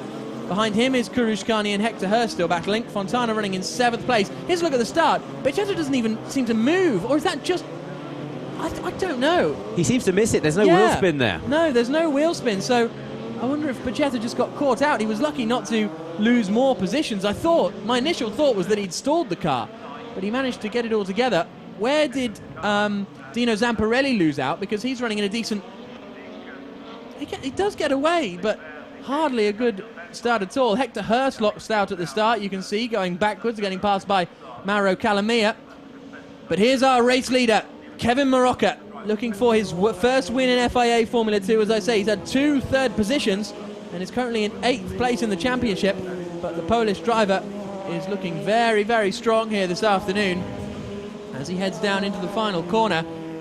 And he only joined the championship in the Algarve, but he's certainly taken to the car pretty well and has had some strong running. Sorry, he was here at Silverstone, but it was a very last-minute deal to get him out at Silverstone, and as a result we've got waved yellow flags at turn 1. They've got a safety car board out, actually. Yeah, the safety car is out down there. You can just see on the Cooper Straight. So let's see who hasn't come through. Plamen Kralev, I think we've lost somewhere in the 3rd sector. David Zhuzov, and he's gone into the wall backwards by the looks of things. I think that's somewhere in the 3rd sector. Not too much damage, so it doesn't look like it hit it very hard. No, I'm just trying to figure out where that is, frankly. So, oh, there it is. It's on the Cooper Straight. So it's literally just out of our view behind the control tower, I think, David Zhu. So he's gone off the road, presumably by himself. He came across the line. Yeah, not close enough to Mauro Calamia. Plamen Kralev has now just come across the line, so no incidents for Kralev. Safety car comes in, and Kevin Marocca leads the field away. Matteo Tusha struggling for grip, and Luciano Bacchetta's right with him as Snegerev spun on the start-finish Fontana straight. hit him. And he's been collected by Alex Fontana, and Fontana is off into the barriers then, and we may well have the safety car coming straight back out, I imagine. But Snegerev has dropped it coming out of clearways. We had that happen in touring cars, didn't we? Darren Turner a couple of years ago, I think, off the top of my head. But unfortunately, that sees Snegerev's strong weekend come to an end. Look, there he is spinning. Fontana collects him, and Kurushkani getting involved. And the 3 of them all spearing into the barriers down there on the exit of clearways. Really unfortunate for Alex Fontana and Kurushkani. The race is back underway, but surely it won't be long before the safety car comes out again, just as we've had it resumed. But nevertheless, Kevin Marocca has made another jump away, and Luciano Bacchetta is now following Matteo Tusha as we come into... Safety car again. Yep, into Hawthorne. Safety car boards are out, so just as we thought we were back underway here at Brands Hatch, that incident means that the race has had to be stopped, well, suspended once more. It shows you just how slippery it is out there. All Max was trying to do was get on the power, and clearly he got a bit of wheel spin, and it all went wrong from there, unfortunately. Safety car in, 18.5 minutes remaining here at Brands Hatch, and Kevin Marocca has legged it once more. Are they all going to keep it on the straight and narrow through clearways? Yes, they are, but they're all struggling. Look at that, Marinescu trying to keep control of the car. Hector Hurst is coming up the inside for 4th position, and Hector Hurst is through into 4th place. Can he get it stopped? Yes, he can. Hector Hurst up into 4th position. Marinescu in 5th. Zanella right behind him in 6th. Pommer in 7th. But up at the front, oh, Marinescu's off, straight on at Druids. He couldn't get the car stopped in time, may even put a wheel on the curb, and he's lost a number of positions now mainly to Christopher Zanella, but he's also going to have Marcus Pommer right on his tail, down through Graham Hill Bend. They're just watching them out the window, James. He's still 5.4 seconds behind Kevin Morocco, who is now just in cruise control, really, because, well, even though he's still set his personal best in Sector 1, he has a comfortable margin, and off goes Hector Hurst. That's a real shame up at Sheen. He keeps it out of the barriers, but, well, I was looking at the timing screens and looked back a little bit too late. Hector Hurst runs wide. That's a real disappointment for him, and Zanella is now up into 4th place. Hector ran wide there, actually, in qualifying this morning. He was provisionally on pole and just pushed a little bit too hard, unfortunately. A bit of a carbon copy of that. So now we're watching Matteo Tuscia trying to keep Luciano Becchetta behind him as they come into Druids. Very, very wide from Tuscia, but as you say, absolutely within the rules of combat, keeping 2 wheels over the white line. And that's a relatively new invention, that little bit of tarmac up there at Paddock Hill at Druids, because it's mainly for the last forever been just gravel. It was the problem with the gravel, of course. If you run into it, then you have to have a yellow flag, and sometimes cars get beat. So that just helps keep the racing flowing, because if there is an incident, you want to be able to move it out the way quickly, as we see with most modern Formula 1 tracks. Well, there's the end of Hector Hurst's incident, really. Don't quite see what exactly caused it, but he had been pushing the boundaries of that a couple of times so far in this race, and he has now dropped into 7th place, only 0.4 of a second ahead of Axel Jeffries. So that battle could develop, but Hurst has had some decent pace whilst running up with the front of the pack. Very relaxed coming into this race was Morocco. Luciano Becchetta was a little bit nervy starting on pole position, and well, he might be, because it's not a great place to start, but Morocco was relaxed, joking around in hospitality at lunchtime, and he's going to be even happier now as he exits Clearways to take his first win in the FIA Formula 2 Championship. Kevin Morocco wins here at Brands Hatch, pumps the air with delight. He is delighted with that one. 2 hands off the steering wheel. Tuscia in 2nd. Another strong performance from him. Luciano Becchetta across the line in 3rd place. 4th is going to be Mihai Marinescu. Decent job for him. Pommer recovers up into 5th place. So a little pump of the air for him as well. So he's pretty satisfied with that. Zanella in 6th. Not good news for him championship-wise, because he was in 4th for a large amount of that race. 7th place, Hector Hurst. He was in 4th as well for a while, until he ran wide up there on the exit of Sheen. But there's Kevin Morocco. Pulls his car into position. The green flag is waved. 5-second board goes out. 10th round of the championship about to get underway here at Brands Hatch. The lights come on. And we're away. It's a good start from Marinescu, actually. Pommer's got the worst of starts, and Marinescu holds the lead on the run down into Paddock Hill Bend for the first time. Hector Hurst almost pushed onto the grass on the inside, but they are all safely through the first phase of Paddock Hill Bend. Up now towards Druids. Lightning start there from our pole sitter Mihai Marinescu. Against all the odds and against all the gradients, he's managed to keep it together. Down the hill into Graham Hill Bend. Dino Zamparelli up into 3rd then. Marcus Pommer has dropped down into 6th place after that poor start. Alex Fontana's had a poor getaway as well as they come along the back straight. Becchetta has also got up into 7th place. Tuscia's the big winner at the start, up into 5th position. Marcus Pommer really ruined Morocco's start there. It looked like he got a lightning getaway, but just got stuck behind and didn't know where to go. He's ended up in 4th place, but I think could have been even higher. Down into Hawthorns they come then for the first time. Plamen Kralev having to go defensive from Dan McKenzie, so that's a good start from Kralev as well. He has got past McKenzie and Fontana in that start, but Marinescu has bolted. He's leaving Christopher Zanella for dead halfway around this first lap into Sterling's. Little lockup on the left front for Marinescu, but that's not going to trouble him too much as they then come out onto the straight into Clearways at the end of the first lap, and Mihai Marinescu, it was a lightning getaway, wasn't it? He was really, really on it. Well, you can see why he wasn't worried about the start. Yeah. We were talking to him earlier. Yeah, absolutely. He was confident that that start was going to go well. Dino Zamparelli then in 3rd position. Morocco in 4th. Now the boost zones will become activated, so the next time they go through Sterling's, they will have the option to use the extra 75 brake horsepower. Zanella going wide on the exit of Druids there. That'll cost him just a little bit of time, but they're all surprisingly starting to stack up behind Kevin Morocco, of all people, who, despite a pretty quick start and a pretty quick potential in qualifying, isn't quite keeping with the lead group at the moment. His setup could be geared towards later in the race, Jack. we saw everybody had new tyres this morning because of all the wet running, so all tyres are fresh. I don't think we'll see too much degradation, but the setups are going to change a little bit, and some guys might be looking for the speed right at the end. Into Hawthorn they come. There's Matteo Tuscia. He's got Marcus Pommer right up behind him as they come into Westfield Bend now. David Zhu down in 16th position, so Calamir has got past David Zhu in the battle over 15th place. Alex Fontana down to 12th after starting in 9th position, so he's lost out of that start, as has that man in the black and orange car, Marcus Pommer. Now the boost is enabled. It's going to be interesting to see whether they try and use it sneakily to get past coming down into clearways, or they'll save it for the main straight, I imagine. The Brabham straight here at Brands Hatch. Out into Paddock Hill Bend they come. Marinescu has a just over 1 second lead, which is very important for him, because once you're out of that second gap, the driver behind you cannot use the boost as he would want. Marcus Pommer coming under a bit of pressure from Luciano Becchetta now. Becchetta, 7th place, started 8th. Max Snegerev got a poor start as well. He's dropped from 6th to 8th as they come into the next boost detection zone.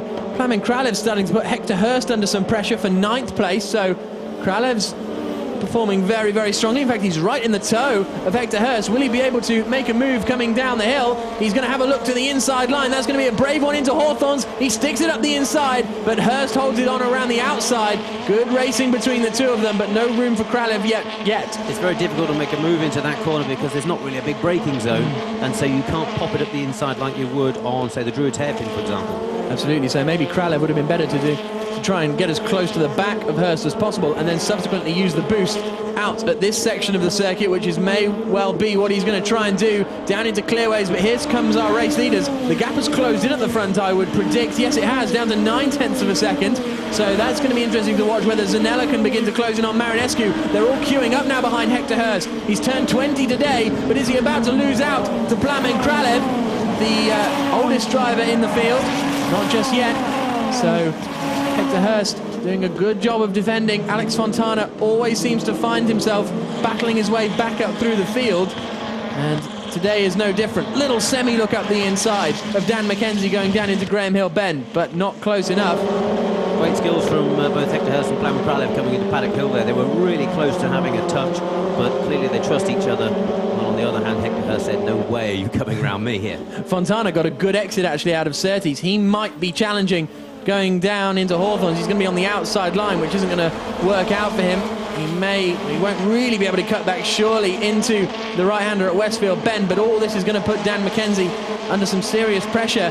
McKenzie wasn't quite sure what happened to him in the race yesterday, because at the start his pace seemed good, but then he just massively dropped back. I don't know if it was, he doesn't know if it was the conditions or a problem with the car or a particular element of his setup that caused him all the problems, but something happened to Dan McKenzie and he lost a lot of time. The gap at the front remains 1 second as they complete the third lap of the race. Dan McKenzie, you can see, gained a 10th on Alex Fontana last time around, and Fontana and McKenzie are going to be right together into Paddock Hill Bend. So we've got two pairs of drivers squabbling ultimately over 9th position, and the final points positions is quite a queue. There goes Fontana up the inside of Dan McKenzie, and he makes it through up at Druids. Took him by surprise a little bit there. He knew he was behind him, but couldn't have been expecting that manoeuvre.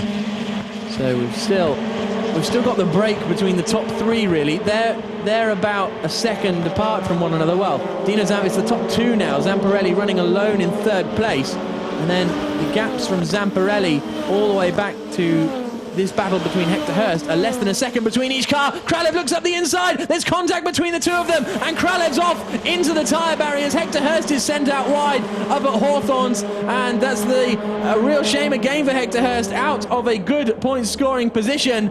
Plamen Kralev is into the tyre barriers, and I think he's going to be out of the race. Pommer, little feint towards the inside at Surtees, but it's really going to... it's just going to alert Matteo Tuscia to the fact that Pommer is behind, but actually he's got a good run here. Looks to the outside with the boost, and then sells the dummy to cut back towards the inside at Hawthorns. We've already seen what overtaking at Hawthorns ends with. It's that blue and white car on the exit of the corner. That's how it tends to end. So Marcus Pommer just threatening Matteo Tuscia once more. It's almost a case of who's going to blink first with a mistake in these three.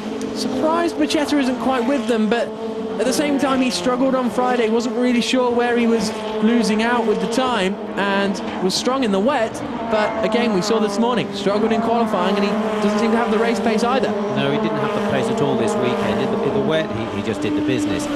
You could say it's local knowledge, obviously he's British, but actually he hasn't raced here since I think 2007, so just good driving yesterday in the wet, and it's all very close, and Tusha's off, Tusha's spun, he's into in the barriers, off goes Matteo Tusha, right rear wheel comes off, as does the rear wing, and Matteo Tusha, a very, very strong performance from him. He was pushing hard, but he is now out of the race heavily on the exit of the first corner. I think that'll be a safety car, because that's going to be quite tricky to recover.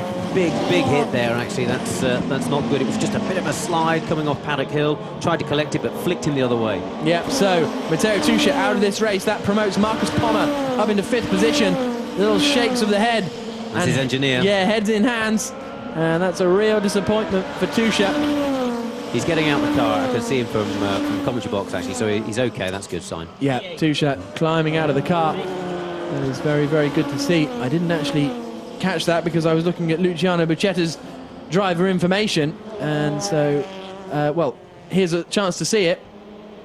Too far over the curb. Yeah, it just really kicked off, didn't it? I think what happened there, Jack, is the bottom of the car, the plank hit the floor, hit the curb, and once you do that, it takes the weight off the wheels, and you have no grip, so it's just bottoming out there. It was quite a big backwards impact into the barrier, and one of the wheels rolling into the gravel trap.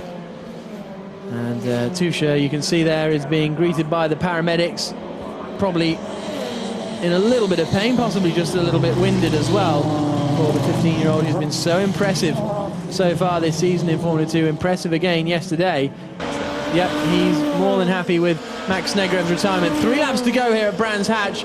That's turned our attentions just away a little bit from the lead of the race, which is now stabilised at 2.5 seconds. So Marinescu looks like he's fairly in control of this one and is starting to look set to pick up his 2nd win of the season. He's going to become only the 2nd double winner.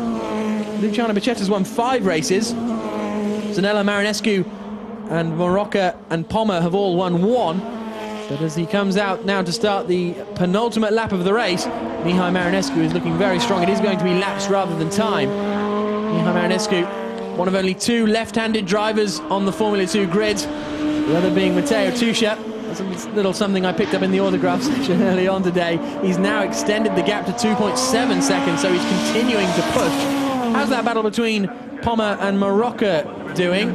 They are still not right together as they come across the line, but there you can see Christopher Zanella in 2nd place. This will, crucially, with the retirement of Matteo Tusha, move him back into 2nd place in the championship, and equally will close the gap somewhat on Luciano Becchetta, because Becchetta, with a 6th place finish, will pick up considerably less points really than Christopher Zanella, so the gap may well come down a little bit, but Becchetta has got a reasonable margin up at the top. A lot of people thinking the championship was over actually after those first 4 races, but as we can see here, this 6th place finish for Luciano is not going to get him many points, 8 I think, and it could come back to everybody. Yeah, he's going to lose 12 points in the battle for the 10 points I should say, in the battle for the lead of the championship, and off goes David Zhu. Oh, nice slide there coming out of Sheen, keeps it all together, and into Sterling's he now drops into 13th position. A little more luck than judgment I think there, Jack. Across the line comes Mihai Marinescu to start the final lap of the race, the final lap of the weekend here in FIA Formula 2, and many people, including myself a little bit, were writing him off, thinking there's no way he'd be able to hold the lead into the first corner given past form here at Brands Hatch, but he got an absolutely monster start, held the lead, and has then comfortably held the lead of the race as well. Out he comes along the Cooper Straight. There's Hector Hurst and Mauro Calamia having a little battle. Down the hill once more comes Mihai Marinescu. For the final time he's going to come into Hawthorns. He's got a 3.2 second advantage over Christopher Zanella, so I'll be really interested to find out where Zanella's pace went, because it was there at the start. I thought maybe he was just managing the gap to Marinescu in front of him, as we saw at the Nürburgring, as we saw Becchetta do at Silverstone, but in fact once Marinescu put the hammer down. Oh, a big lockup going into Sterling's. That's not the time and place to be pushing hard, but down into clearways comes Mihai Marinescu. He's about to pick up his 3rd win in FIA Formula 2. One at Monza, one at the Nürburgring, and now one at Brands Hatch. Marinescu wins here in the 10th round of the season in Formula 2. 2nd place across the line comes Christopher Zanella. Brilliant race from Dino Zamparelli. He's going to come across the line in 3rd position, which will absolutely delight him and the home crowd. There he comes. Marocca in 4th place, Pommer in 5th, 6th place in the end for Luciano Becchetta, 7th for Alex Fontana, 8th for Dan McKenzie, 9th for Axel Jeffries, and 10th place on a point for Karouche Carney. Mauro Calamir in 11th, Hector Hurst in 12th. Another disappointing race for him after good potential. And then David Zhu finishing in 13th, Snegerev, Tusha and Kralev retiring from the race. A little bit of a wave between Zanella and Marinescu. There with his 3rd pole position of the season is 15-year-old Matteo Tusha. He's Swiss technically, but he is French-Swiss, so he's treating this as his home race, and he has taken pole position. He is 4th in the championship, rather surprisingly, because of that DNF, really, in the 2nd race at Brands Hatch. He lost it at Paddock Hill Bend. He was 2nd in the championship going into that weekend. If you thought that may have knocked him back a bit, not at all. He's come out here this weekend and stuck it on pole position. Very impressive. He's still supremely confident. If there was going to be a circuit that was going to give him trouble this year, it was always going to be Brands Hatch. It's quite tricky. He'd never been there. So to have a bad weekend in the way he did was possibly expected, but not in that way. Marcus Pommer lining up 2nd on the grid then. The German driver doing a very good job there to end just 0.2 of a second, less than 0.2 of a second in fact, behind Matteo Tusha on pole position. 3rd on the grid, we've got the first of the Brits, Daniel McKenzie. Now, he's one of the few drivers who has driven here before in World Series by Renault last season. In fact, he might be the only driver who's driven here before, having done World Series by Renault here last year. He says that helps him initially in the early stages of practice, but ultimately, after the first 40-minute practice session, everyone's on the same page anyway. I think he underestimates the importance that his experience is going to play for this circuit. He'll know what the track's like in some of those corners when the tyres are going away from him. Now, some people like Mihai did a race run, but that knowledge is going to be brilliant. But what's good to see is Daniel's always improving. He may well know this place, but he's actually been doing well at the rounds before this. So I think before long we might actually see him not only on the podium more, but possibly even on the top step. Luciano Becchetta, you saw there, qualified in 4th position. He's our current championship leader, 161.5 points he has, and here's a look at the grid. There you can see him in 4th position ahead of Christopher Zanella and Dino Zamparelli, continuing his strong form after finishing on the podium in the previous race at Brands Hatch. Alex Fontana in 8th, Mihai Marinescu very disappointed with 8th place, as well as Kevin Marocca, who won at Brands Hatch last time out. Flamen Kralev completing the top 10. Hector Hurst and Mauro Calamir. When the lights go out, racing will be underway. Here we go, and it's a poor start from Dan McKenzie, but Chetta's got a great getaway. Pommer struggles and is now dropped into 3rd place. Here comes Christopher Zanella up the inside, but it's a comfortable lead for Matteo Tusha as they head down into turn 1 for the first time. Who's going to be in 2nd place? Pommer still has the inside line, so he's managed to recover a little bit, but Becchetta has managed to hold on around the outside. Poor start from Dan McKenzie. Cracking start from Dino Zamparelli. I think he's up into 4th position off the start there. As they head down into turns 3 and 4, Pommer is having to defend from Dino Zamparelli behind, and now Zanella and Marinescu go side by side. Marinescu trying to stick it around the outside, and he pulls it off. Good start from the Romanian. Him and Zanella still side by side, but that's perfect news for Tusha, who begins to sprint clear now. Him and Becchetta in 1st and 2nd place. 4th to 2nd for Luciano Becchetta. That's got to be great news for him. We saw a few people jump up the order there. I'm glad you came back up for air, Jack. We saw Dino Zamparelli actually jumping the places, Mihai Marinescu.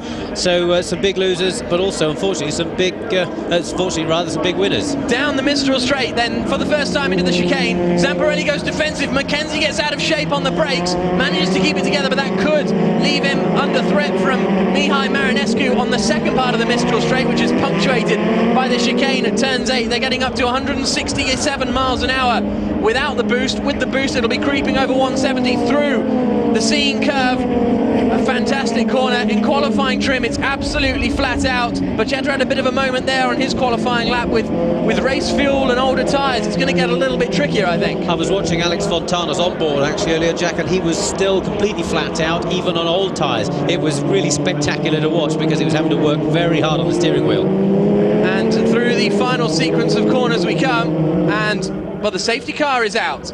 So the safety car has been deployed. Bit late on the call there. Yeah, so, and, well, here's a look why. Plamen Kralev has gone round, and has he been collected? Oh, he's just got in the way of Alex Fontana. And Fontana's saying, goodness me, what was that, Plamen? And unfortunately, that is why the safety car has been called then. So I think that was down at turn 5, by the looks of things. But it didn't look like they made contact, so quite why they couldn't get away from that particular position, I'm not quite sure, but we'll wait and see. You should be able to get out of that if Plamen could find reverse gear, which is never easy in Formula Car with sequential box, but it is there, and it's a fantastic circuit and drivers love it. But here you can relax. If you make a mistake, you're going to hamper your race because you've got some of that really abrasive paint, which is designed to slow you down, but ultimately you should be okay. Here comes Dan McKenzie again, attacking to the outside this time, going down into the first corner, and he's going to try and hang it on around the outside. He pulls it off. Good move from Dan McKenzie. He moves up now into that 4th place, disposing of Dino Zamparelli. Now can he start to close in on Marcus Palmer in front? That's going to be the interesting thing to watch out for. And has Zamparelli got any pace to try and keep with them? The disappointment, I think, this weekend has been the man behind Dino Zamparelli, Mihai Marinescu. We're used to seeing him run at the very, very sharp end of the order, winning races as he has done so far this season. It's not worked out for him this weekend. Mihai he's not always been Mr. Consistent, but what he is fast, and so we did expect him to do a little more. He did a race run in testing, so he wasn't looking for the ultimate lap time, and so we didn't expect it to come, but I think that he expects more from himself, and so he's going to be pushing very hard right now. Christopher Zanella behind, second place man in the championship. Looks strong in the early stages of qualifying. He started 5th on the grid and is now running in 7th place, so it's difficult for Zanella as well, and this is playing into the hands really ultimately of Bacchetta, because this will extend his championship lead if the race were to finish like this. We still have 14 laps remaining here though at Paul Ricard, so there's plenty of time for things to change. And don't discount Bacchetta yet, because he's yet to be more than a second behind Matteo Tuscia, so as long as he stays within that second, he's still got the option of using the boost. Dan McKenzie, I think, did use his boost to facilitate that overtaking manoeuvre, because he did the fastest speed trap of anyone across the line, and then subsequently the fastest first sector of anyone, so I think that tells the story there. That's Kevin Marocca in the white and red car, behind the first white and red car of Christopher Zanella.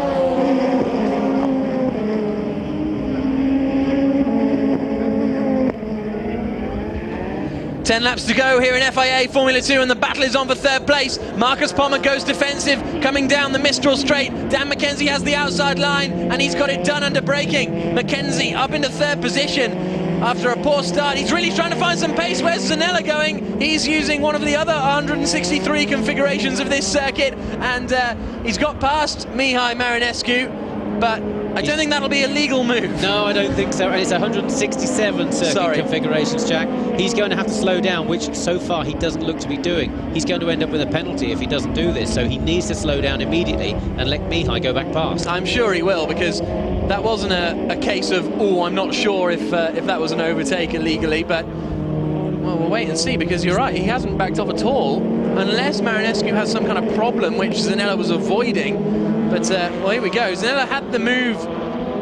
He was ahead going into the braking zone, but travelling a little bit too fast. Yeah, exactly. That's probably why he was ahead. So we'll wait and see how that one transpires. Dan McKenzie right onto the back of Luciano Bacchetta almost immediately now as he comes across the line. If he can get past Bacchetta before too long, he may even be in with a shout at winning this race, because Matteo Tuscia had that quick lap and pulled 1.2 seconds clear, but the gap has then remained at that kind of level. There's Zanella still ahead of Marinescu. I don't really understand that, unless something's happened that we're not aware of. Zanella, fastest lap of the race, 1 minute 55.8, but I think we know why that was the fastest lap of the race. 9 laps to go, though. And, Mackenzie sliding the rear end out. That'll hurt him towards the end, surely. They're all struggling. You could see just about every single driver having a slide, but you've got to say Mackenzie's right on the back of Pachetta here. He has the momentum, and I think he's going to go past with the next 2 laps. So, down the back straight they come. Matteo Tuscia in the green and white car leading the way with the dragon on his nose cone. Second place in the Commer Oils backed car, Luciano Pachetta. Third place, Dan Mackenzie. Fourth is Marcus Palmer. Dino Zamparelli's coming back into the fray a little bit in 5th. Zanella still going there in 6th place. He's under investigation. He's under investigation. It's a bit of a... Well, here's Axel Jeffries. Is he going to get past Hector Hurst? On the brakes into turn 1. He's sent it up the inside. Hurst is hanging on around the outside. Hopefully this won't be contact. We cut to the second camera angle, and Hurst is holding on. So good battling there. They've both been passed by Fontana, who is now up into 9th position. Mackenzie's dropped back from Pachetta.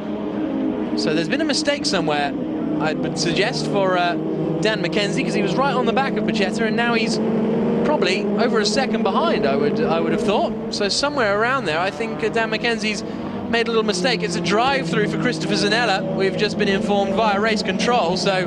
Not surprising, really, that. I can't think why he wouldn't have given it back. He's just lost decent, well, I say decent, he's just lost some points through a silly mistake. He should have let Mihai back pass, but clearly the red mist came down, and he's got a penalty because of it. So there you can see confirmation of the drive-through penalty. The gap at the front came down to just 1 second now between Tuscia and Pachetta. So, not entirely sure what happened on that last lap. Here's Alex Fontana going past Hector Hurst. This is on the previous lap, and he got the move done up into turn 12. So, as I say, Alex Fontana now up into 9th place. That'll become 8th place when Christopher Zanella does his drive-through penalty.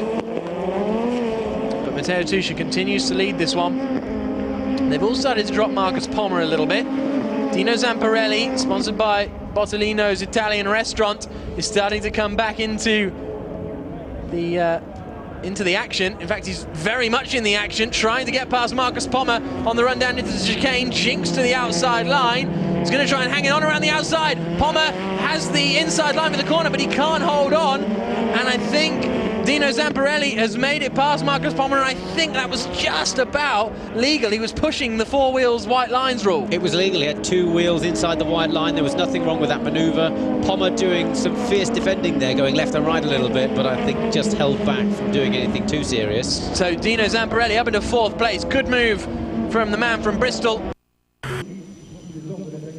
The green flag waved from the back of the field. The 12th round of the season about to get underway. When we have the 5 lights on, they will hold, they will go out, and then we will have racing at Paul Ricard. A very, very quick lights off. Lots of wheel spin from Palmer, but he manages to keep it all together. Dino Zamparelli moves across very, very quickly to try and defend as they come down into turn 1. Palmer is having to go super defensive. Tuscia looks to the inside, darts back to the outside, into the first corner. All neatly through so far, so it's Tuscia in 2nd place. 3rd is still the man who started in 3rd, Christopher Zanella. Then 4th is Morocco's got past Zanella actually on the run down into turn 1, and now he's coming under pressure from Zanella into the 2nd chicane. Pachetta looks like he's held station as well. Dino Zamparelli has lost out to Mihai Marinescu. Plamen Kralev has made a decent start. Dan Mackenzie has lost out, actually. Of anyone, I would say Mackenzie's lost the most amount of places, but a very, very average start from Palmer. A lot of wheel spin, and he had to do a lot of defending there into first corner. I was a little worried. He jumped the start there, Jack. He looked like he moved just a little bit, but seemed to get it going, and Tuscia then just got a drag down the straight. There's no need for any boost there. You get tucked up underneath the car in front, and it makes you quite a lot faster. Into the chicane then, halfway down the Mistral straight, down at turn 8. No one making a move just yet. Matteo Tuscia thought about having a dart at Marcus Palmer, but decided against it. Up the hill now towards Seine Curve. Once the 2nd lap begins, the boost zones will become activated, which gives the drivers an extra 75 brake horsepower. Dan Mackenzie very close to the back of Axel Jeffries coming out of Seine, but our race leaders are less than half a car length apart. And if Matteo Tuscia can stick with Marcus Palmer through the opening half of the lap, he may be in a position to make a manoeuvre into the very late apex of turn 12. Someone going wide there, I think that was Zamparelli, sorry, it was Zanella, wasn't it? Going a little bit wide at the exit of turn 12. And now into the left-hander at 13. 130 kilometers an hour into the slowest corner on the circuit. This right-hander down to second gear, 65 kilometers an hour as they head back out onto the start-finish straight. So Matteo Tuscia it is who leads across the, Marcus Palmer it is who leads Matteo Tuscia across the line. Kevin Marocca in third, Zanella in fourth, fifth is Bacchetta, sixth is Marinescu, seventh is Dino Zamparelli. He's going to be frustrated with that. Zamparelli once again closes into the back of Mihai Marinescu. A sixth place finish for Zamparelli after starting fifth, I think would be a disappointment for him. And well, it definitely would be a disappointment for him. We saw him on the grid pointing, saying, I want to go forwards. And he's having a little dart around the back of Mihai Marinescu now. Oh, little lockup from Marinescu. Does that mean he's going to go wide? This could be Zamparelli's opportunity because he's going to get a better slingshot out of the first chicane, down into the second chicane.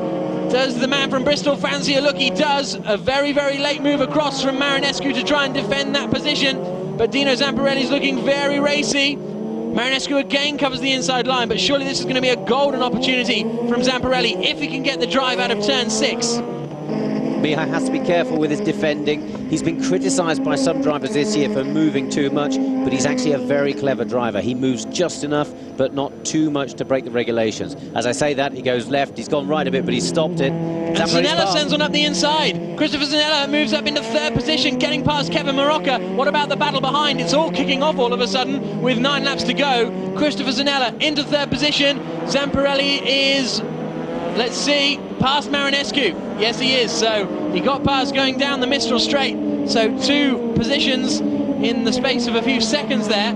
And Christopher Zanella, I think, has left it a little bit too late, maybe to close in on Matteo Tuscia. We'll see what kind of lap times he can find. But it's good to see Dino Zamparelli finally make his way past Marinescu. He hustled him into that move, didn't he? He was, as you say, just showing the nose, and eventually the mistake came from Marinescu. Lock up into turn 1. Exactly, you just keep pushing them offline, make them make mistakes. They're looking in their mirrors, they're not concentrating on going forwards. That causes the lockups, and there you go, you make the move. So here you can see Dino Zamparelli already pulling clear of Mihai Marinescu. Wonder if he'll be able to close in on Luciano Bacchetta. Incident involving cars 10 and 35 is under investigation. So something's... Alex Fontana and Hector Hurst have come together. Hector Hurst is now 3 laps down, so apologies for not spotting that one, but Fontana and Hurst have obviously come together somewhere out on the circuit as Fontana tried to make the move stick. Now here's Dan McKenzie challenging Axel Jeffries down into turn 1. We cut back to see Mihai Marinescu in a lonely 7th position now. And what's happened here? McKenzie's passed, isn't he? Yes. Very similarly liveried cars, but Dan McKenzie did make the move stick going down into the first corner, so he is now up into only 9th position after starting in 10th place. I think McKenzie, especially with his racing experience from yesterday, he was in the press conferences, he was talking about podium. The engineers understood why any degradation was happening, so they just make some setup changes, redress the balance of the car, and therefore they don't have the same problem. And I'm sure if in Formula One, if after every race they could have another race, the Formula One teams would know much better how to control the tyres, and we wouldn't see the same drop-offs. Yeah, no, that's very true. As they start the penultimate lap of the race, then Marcus Palmer leading the way, 1.4 seconds clear of Matteo Tuscia. So Tuscia closed in a little bit on the previous lap, but I don't think it's going to be enough as they come down the Mistral Straight once more. You can see Palmer was 0.2 of a second slower, as I say, on that final lap. They've dropped Christopher Zanella, who's going to be satisfied-ish with third place, but he needs to start winning races, really. He's only picked up 1 win so far this season in his glorious weekend at the Nürburgring, where he picked up a 3rd and a 1st. And those are his 2 of his 4 visits to the podium this season, coming in the 2 races at the Nürburgring. We've got a great battle with Tuscia and Zanella, actually, pushing each other along, fighting for the 2nd place in the championship, and in doing so they're actually catching up Luciano Bacchetta. They feel like they don't have so much to lose, and so as we go to the last 2 events of the championship, Luciano will still be looking in his mirrors, whilst these guys are going to be fully focused on what's in front of them. Yeah, absolutely. We saw last season how difficult it can be. Mirko Bortolotti taking the lead very, very early on, and he was never really closed in to the same degree, but in the second half of last season, Ramon Pinheiro scored one less point, I think, than Bortolotti, so it was much more even in the second half of the year. Bortolotti was quick out of the blocks, and away he went. Pachetta then onto the final lap is how far behind Kevin Marocca? Well, still 0.8 of a second, but I think he may have boosted because it looks a little less than that. He looks closer than he has been for a couple of laps now as they come down into the chicane at turns 3 and 4. We haven't seen many mistakes from any of these drivers, which is very impressive. Only really Mihai Marinescu, who made a mistake in yesterday's race as well, so I think he's going to be a frustrated Romanian. He's had a frustrating weekend, actually. He hasn't been happy with how this weekend has progressed at all. We can see his car is sliding around a little bit, and he's driving right on the edge, trying to keep as many positions as he can, but he's having to do a lot of very good driving just to hang on to where he is. So clearly they've taken the wrong turn on setup somewhere, and he's going to score very few points compared to what he thought possible. So out onto the second half of the Mistral Straight for the final time comes Marcus Pommer. You can see all the rubber and marbles that have been left on the outside as these tyres disintegrate in the heat. It hasn't been too bad though today, the tyre degradation, as we've said, and Marcus Pommer, who struggled massively with the tyres yesterday, has got it all sorted today.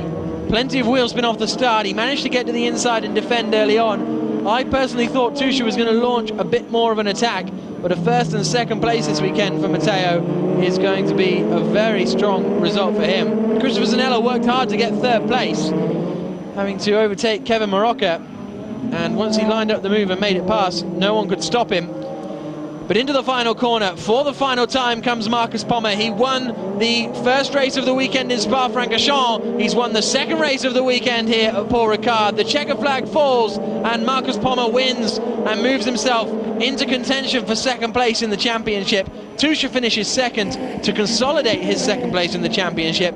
Third place for Christopher Zanella, fourth across the line Kevin Marocca, fifth Pachetta, sixth Dino Zamparelli. He'll be mildly happy with that, I think, Dino. It's his second, sixth place of the season. Picked one up at Silverstone. Marinescu across the line ahead of Dan McKenzie. Plamen Kralev in ninth. Pole position is Kevin Marocca. Second place is Marcus Pommer, but he's come into the pit lane. So it'll be Kevin Marocca alone on the front row of the grid. Well, that's some drama. But we wait now for the lights here at the Hungaroring. Marocca alone on the front row. That's going to give Fontana a clean run. Here come the lights. When the 5 lights go out, we'll be underway.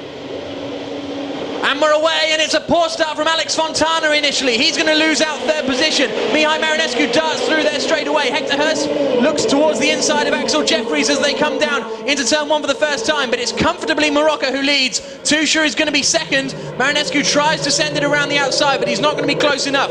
All safely through the first corner, but Marcus Pommer having to be forced into the pit lane has worked out perfectly for Kevin Marocca. Wheel banging between Tusha and Marinescu on the run down into turn 2. Big lock-up from David Zhu, and there's a collision there. Axel Jeffries going into the side of Zhu. Hector Hurst involved as well. Dino Zamparelli has been forced to take evasive action, I think, and rejoins at the back of the circuit. But up towards turn 4, Marocca leads. Tusha second, Marinescu third, Fontana fourth, Dan McKenzie in fifth, Luciano Becchetta in sixth. It was pretty comfortable for Marocca there. He was almost able to move across to the normal racing line.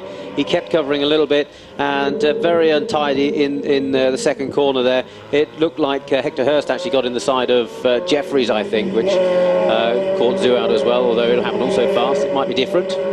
The boost zones begin once lap 2 begins, so they won't be able to use the boosts on this opening lap of the race. Plamen Kralev has made a decent start. He's now up ahead of Richard Gonda as they come through turn 11, down to 12. Someone running wide there. That's Dan McKenzie. Is that going to get Becchetta through? Yes, it is. So Luciano Becchetta moves up into 5th position. Here comes Gonda trying to get past Kralev. Is he going to get that stopped in time? Yes, he is. Good move from the Slovakian. Dino Zamparelli now will be frustrated trying to get past those slower cars than him.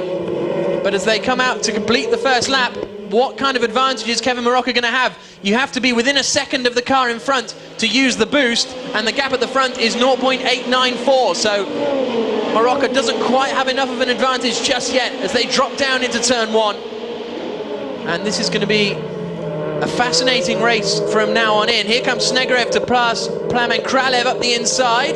Kralev gives him room. That's going to be a close one. They almost make contact. Zamparelli tries to take advantage of that, but he too nearly lost his front wing in that incident. And there you can see Hector Hurst's car being removed, and there's Marcus Pommer. So Pommer has been released. He just didn't get out in time to make it without going a lap down. It looks like he might have been moving out the way of the pack there. Hopefully he doesn't have any more problems. And we see Mihai Marinescu pushing quite hard there. This is the closest thing he has to a home race this season, so he's got a lot of fans here cheering him along. Matteo Tuscia has closed in, I would suggest, on the race leader, Kevin Marocca, in the opening quarter of this lap or so. And there you can see Christopher Zanella getting his act together a little bit and starting to put the man in front under some pressure. Here goes Hector Hurst. Yet Hurst takes to the grass, collects Jeffries, who collects Zhu. And I fear Hector Hurst might be going to visit the stewards, and then he runs over Axel Jeffries for good measure. I think Hector might be off to visit the stewards again after that one, potentially. We'll have to wait and see. And it's all over by the looks of things for Axel Jeffries. Real shame after a great qualifying performance. But out onto the start-finish straight comes Kevin Marocca through turn 14. Tuscia's still with him. Fontana's looking pretty racy behind Mihai Marinescu as well. The top four have broken away from Luciano Becchetta now. Marocca checking his mirrors because he thinks he might need to go defensive at some point. Marinescu's close to the back of Tuscia. This could be a challenge for second place. They hit each other. Marinescu locks up on the brakes, and Tuscia and Mihai Marinescu, two of the championship contenders, are sent spinning. Marinescu's definitely out. Tuscia may be able to continue, but that was all. I'm surprised Mihai didn't go to the inside. It looked that was always going to happen. That was ridiculous. He looked like he was undecided, and I can't believe he decided to tuck in. And they're just trying to give this championship to Luciano Becchetta, because that's obviously helping him. Absolutely. Once they all come together, it really is an open goal for Becchetta, because all of a sudden he's up into third position. It's absolutely incredible good news for Luciano, but race leader is still Kevin Marocca. Fontana managed to close in a lot throughout that, actually. Even though there were two cars in between him that ended up taking each other out, he still seems to have somehow closed the gap to Kevin Marocca. There is Tuscia, and here's the, well, I don't... Marocca was lucky there. Yeah, he was, wasn't he? Kevin Marocca almost got taken out. I mean, I'm not one to apportion blame, but I can't quite see how that could be Tuscia's fault. There we can see Luciano's dad looking at the timing screens, and I think Bill will be pretty pleased with what he's seeing. I think he will. It could be that Tuscia braked just a touch early, or earlier than normal, because he was in a little bit of a defensive mode, but that's still no excuse for anyone to crash into the back of you, and you've got to be wary of these things. So out they come to complete lap 3. Dan McKenzie's with Luciano Becchetta to a certain extent, but here comes Alex Fontana then. Fontana's going to be challenging for the lead here on the run down into turn 1. He's got the outside line. He tries to bully Marocca out of it. He manages to, but then gets distracted and misses his braking zone. Fantastic battle here for the lead of the race. So close to coming together, but Alex Fontana moves into the lead. Only for the time being, though, because Marocca's going to be coming right back at him. But where did Fontana's pace come from on that last lap? And he made sure he was getting past Marocca. Fantastic Fontana there. He was very aggressive.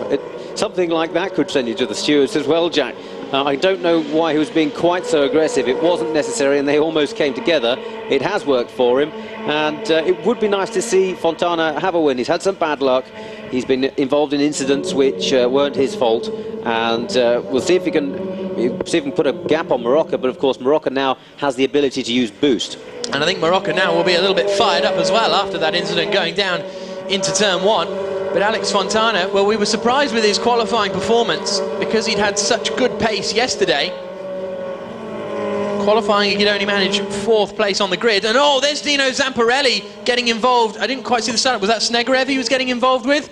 I wasn't quite looking at the screen when we saw the car on the inside. It would have been Snegerev, yes. So that was on the run up towards turn 4, which isn't a great place to have a moment, is it? Not really. There's plenty of things to hit up there. And Fontana seems to be doing a great job here. And he's going to be a second ahead before long. Yeah, maybe even now as they cross the start-finish line. Alex Fontana crosses the line and the gap is 1.172 seconds. So the Swiss-Greek driver performing very strongly. Dan McKenzie edging out Christopher Zanella. So now we've got the top 5 have broken away. Richard Gonda through all that mayhem, has found himself in 6th position. There's Pommer getting out of the way. Things aren't looking good with Pommer's car, frankly, because he's getting out the way of the leaders there, but that's the 2nd time we've seen him get out the way of the leaders, so he must have been round and back into the pits. But Alex Fontana leads the way now. The European F3 Open champion of 2011 started the season so strongly. 2 third places at Silverstone. It could well have been more than a third, but since then he hasn't visited the podium. Even with the overtaking manoeuvre there, which I would imagine he used some overboost to do that, Alex pulled away a clear 2nd from Luciano Bechetto, who's in 3rd place, so he has genuine pace. Yeah, he definitely does. And the great thing about the boost system in Formula 2 is, unlike DRS, for example, in Formula 1, where the DRS is open, you glide past and you're done by the time you get to the braking zone, that was still about the brakes, wasn't it? They were side by side with the braking zone. Fontana still had it to do. That's right. You have to set it up. You have to get all of the things in position to make the manoeuvre. It's not an easy pass with the boost. It just helps because everybody knows how difficult it is to overtake in single-seaters. In Formula 1, they've spent years trying to find some sort of formula. They have made overtaking now a little easier, but possibly too much so. Exactly. So out of turn 14 comes Christopher Zanella, pretty close to the back of Dan McKenzie. Last time around they were 0.6 of a second apart. This time around they are 0.5 of a second apart, and Zanella's possibly on the boost. No, not quite. And then behind these guys we've got a nice queue coming down the start-finish straight now. In fact, Max Snegerev is about to look at Plamen Kralev, I just saw as they go past my window. But Fontana has made his break and is now 1.363 seconds clear of the 2nd place man, Kevin Marocca.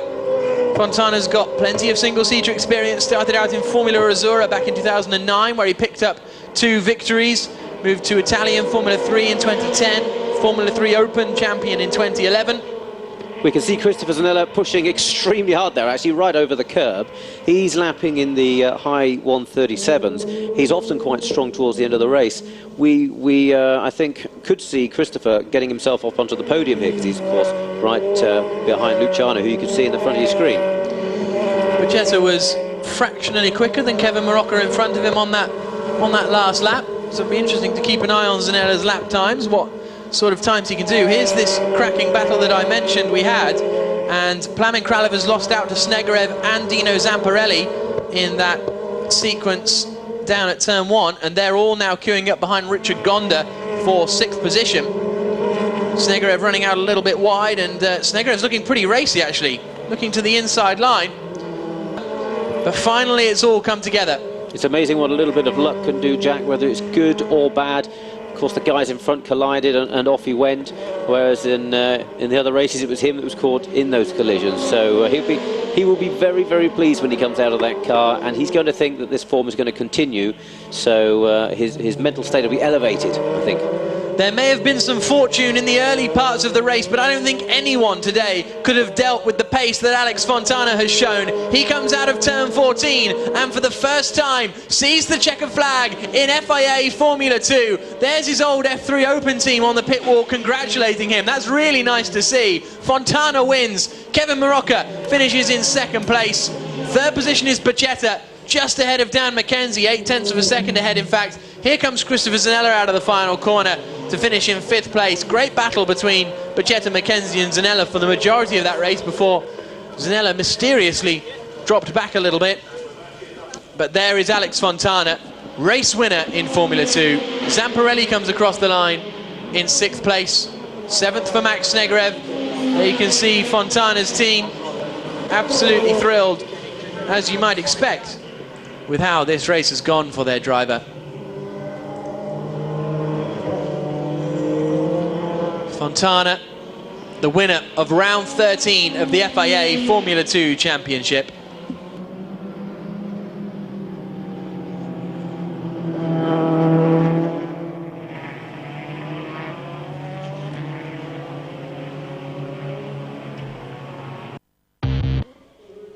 Axel Jeffries, you can see there pulling to the inside. Hurst just lighting up the rear tyres quite spectacularly to get some more heat into them. And he's going to be the last man. He's going to have to be careful he doesn't understeer off the circuit on the first corner. There's quite a lot of heat there. Green flag wave from the back of the field. Here come the lights here at the Hungaroring. The 14th round of the season is underway. Another slow start from Fontana. This time Tuscia gets a decent getaway. He's going to be up into second position by the time they get down towards turn 1. Zamparelli's getting squeezed towards the inside line, but Pommer it is who leads, going down into the braking zone. Tuscia thinks about a move. Great start from Marocca. He's sending it around the outside and is up into third place. Zanella goes very wide on the exit of 1. He needs to be careful when he comes back onto the circuit, but at the moment it's Pommer, followed by Tuscia, followed by Marocca. Into turn 2. No dramas here on the first lap this time around, which is good to see. And Zamparelli's got past Marocco. I think he went around the outside there, just like he did yesterday. Brilliant stuff from Dino Zamparelli as they run up the hill towards turn 4 for the first time. But now Matteo Tuscia is exactly where he wants to be, behind Marcus Pommer. Obviously, he'd rather be in front, but he's made up that position at the start. Much tidier first lap from all the guys in this race. Yesterday, I think a few people making far too many mistakes coming together, so this is shaping up nicely to be a good, long, hard-fought race. Pachetta trying to put Mihai Marinescu under some pressure further back. He's got Dan McKenzie right up behind him. David Zhu has lost a number of positions off the start, actually. He's now behind Gonda and Snegerev, and there's Hector Hurst. There you can see the BZ sign. That means that this is the start of one of the boost zones. They're not activated on this first lap, as Fontana goes very, very wide on the exit of turn 11. That may well lose him the position to Christopher Zanella. Zanella wasn't quite close enough, but Cheta and Marinescu dicing wheel to wheel down into 11. Down into 12, I should say. The second gear, 100-kilometer right-hander. This is all going to bunch up a little bit behind Fontana. This is going to allow the top 4 to break away.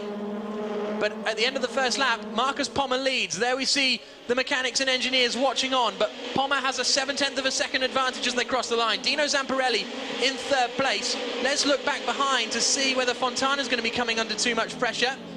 Not really on the run down. Here comes Gonda attacking Axel Jeffries. Not close enough, but this is a great little midfield scrap we've got going on, and I think when the boost zone kicks in now, it could get even more interesting. We say midfield scrap, we've got guys like Zanella, Marinescu, and championship leader Berchetta. All of those around Luciano are going to realise that they have to go past him here if they want to keep their title alive. So they're going to take no prisoners, and Luciano's got to be careful someone doesn't slam in the side of him.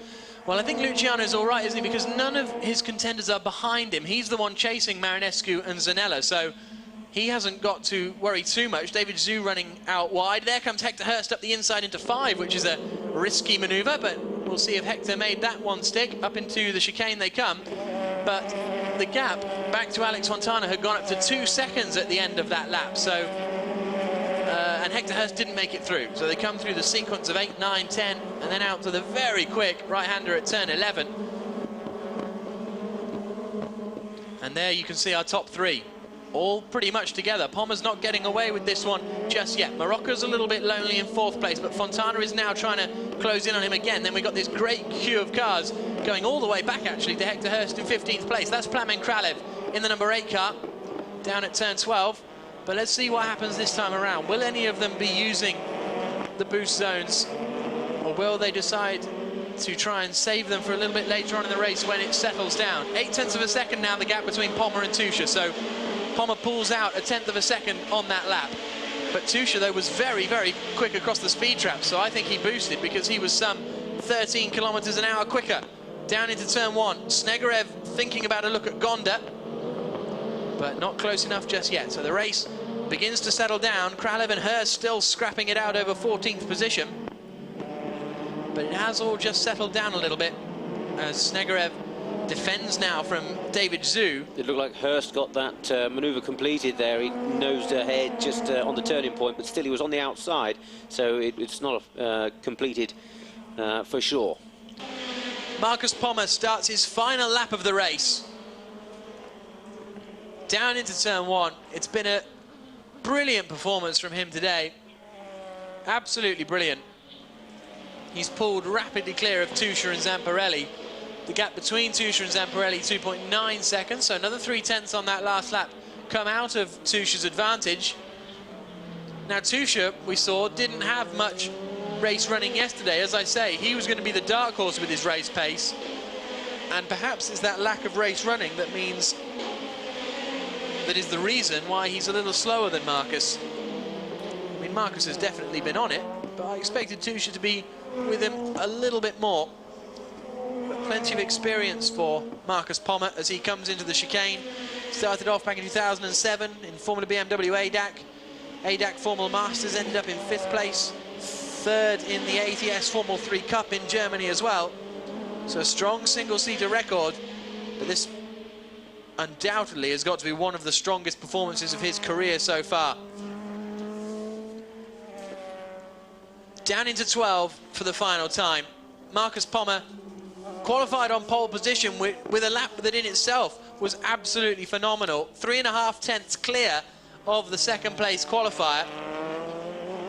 And now he's going to come through the final corner to win his 3rd race of this Formula 2 season. He's going to keep his title challenge alive as we head to Monza.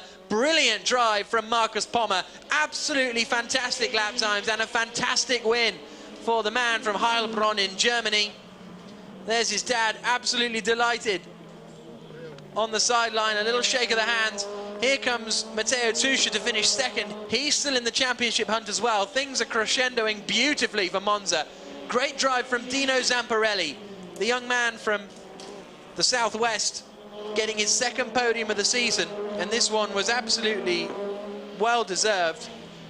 Marocco in 4th, Fontana in 5th, 6th place for Christopher Zanella, 7th for Mihai Marinescu, 8th place for Luciano Becchetta. He holds on against Dan McKenzie. That was a great little scrap that those two had.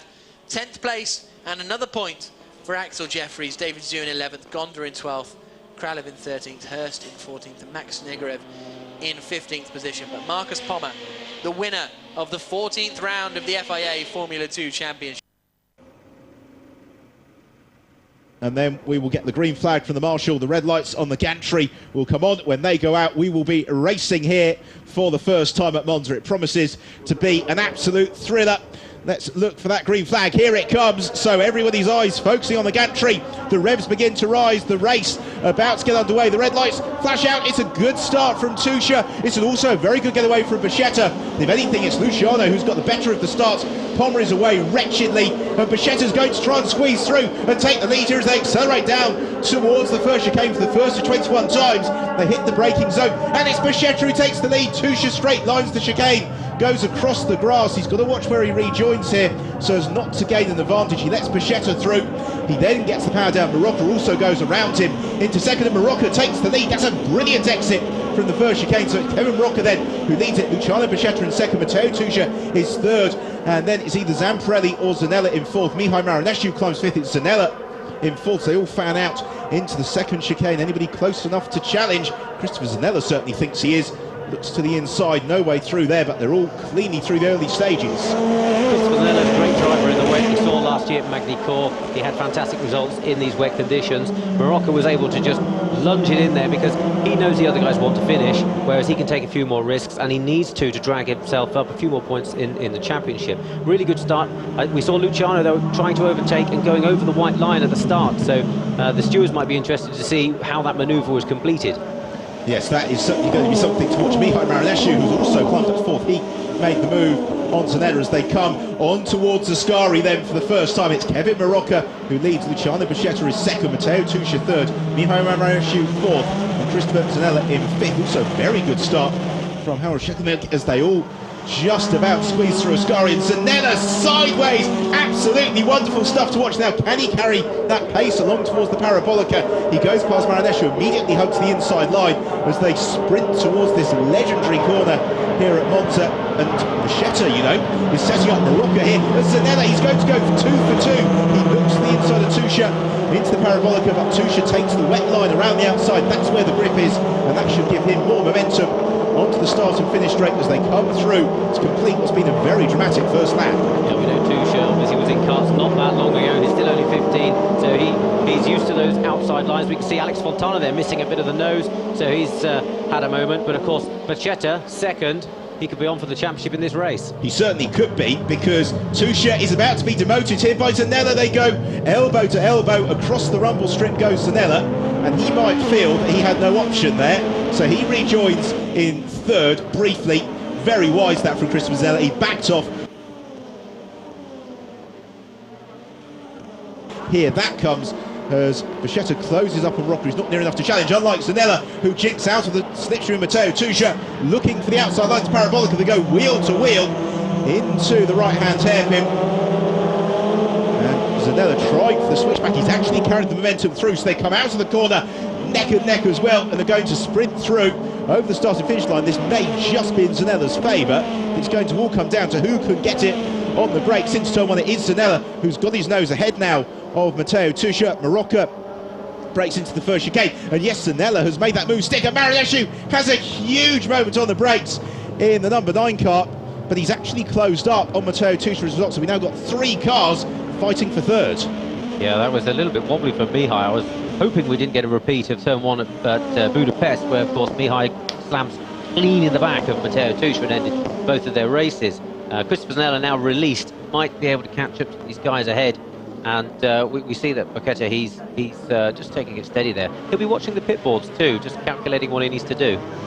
And he could have been helped there. Zanella missed his braking point into the second chicane, and that gives Matteo Tuscia to immediately leap back into third. So after all of that hard work by Christopher Zanella, it's all undone by the tiniest of errors. It's an absolutely thrilling fight, this one. And let's not forget, the race is still very, very young. We're only on lap 4, and Zanella is right back onto the tail of Matteo Tuscia, although tactically, you do wonder whether the other revived to try and work together and close up to the race leaders, because as they keep fighting like this, it's enabling Kevin Rocca and Luciano Paqueta just to put a little bit of daylight between themselves in that fight for third. You need to race tactically in these situations, but Tuscia is focusing purely on one thing.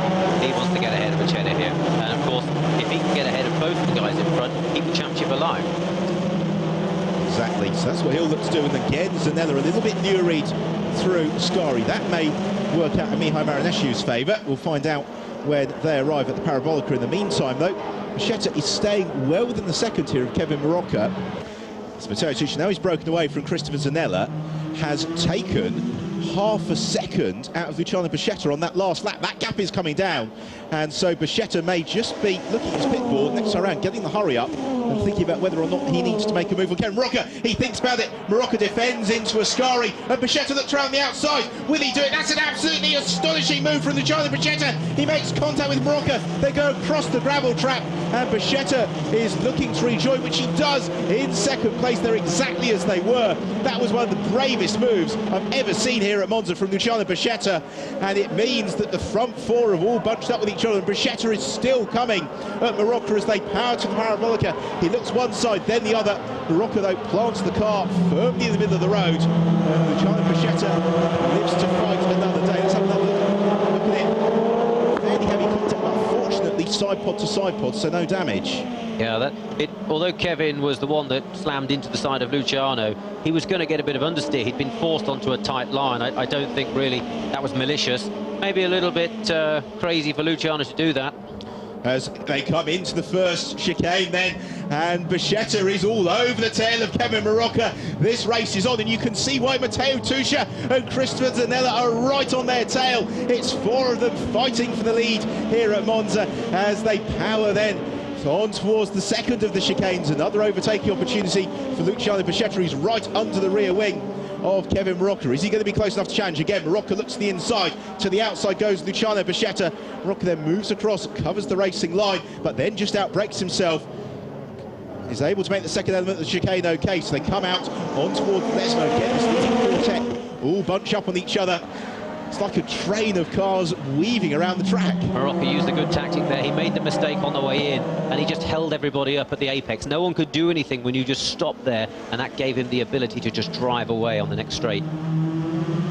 Well, he drove away, but not by very much. But now it's Matteo Tuscia who is taking the fight to Luciano Paqueta, and he's going to try and go through here as they sprint towards the Ascari. It's Tuscia to the outside, Paqueta to the inside. They go wheel to wheel, and Matteo Tuscia could well have made that move for second position.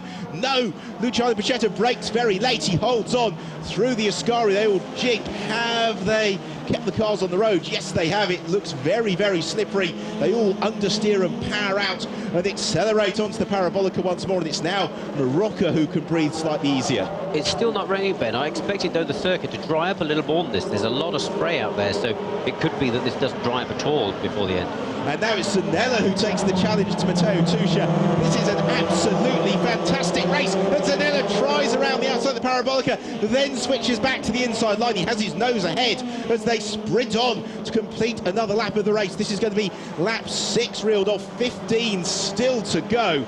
and this is absolutely mind-blowing racing as they power down towards the first chicane through the ball of spray. Zanella tries to squeeze past Tuscia. Tuscia squeezes Zanella, so the order is as was. Kevin Marocca leads it, Luciano Buscetta is second, Matteo Tuscia third, and then Christopher Zanella in fourth. Mihai Marinescu it is who runs in fifth, and those 5 cars still in the mix. But as Buscetta, Tuscia and Zanella have fought over that last lap, Marocca got a much better run through the first chicane than Buscetta. He's pulled probably a second clear or so just during the first sector of this lap.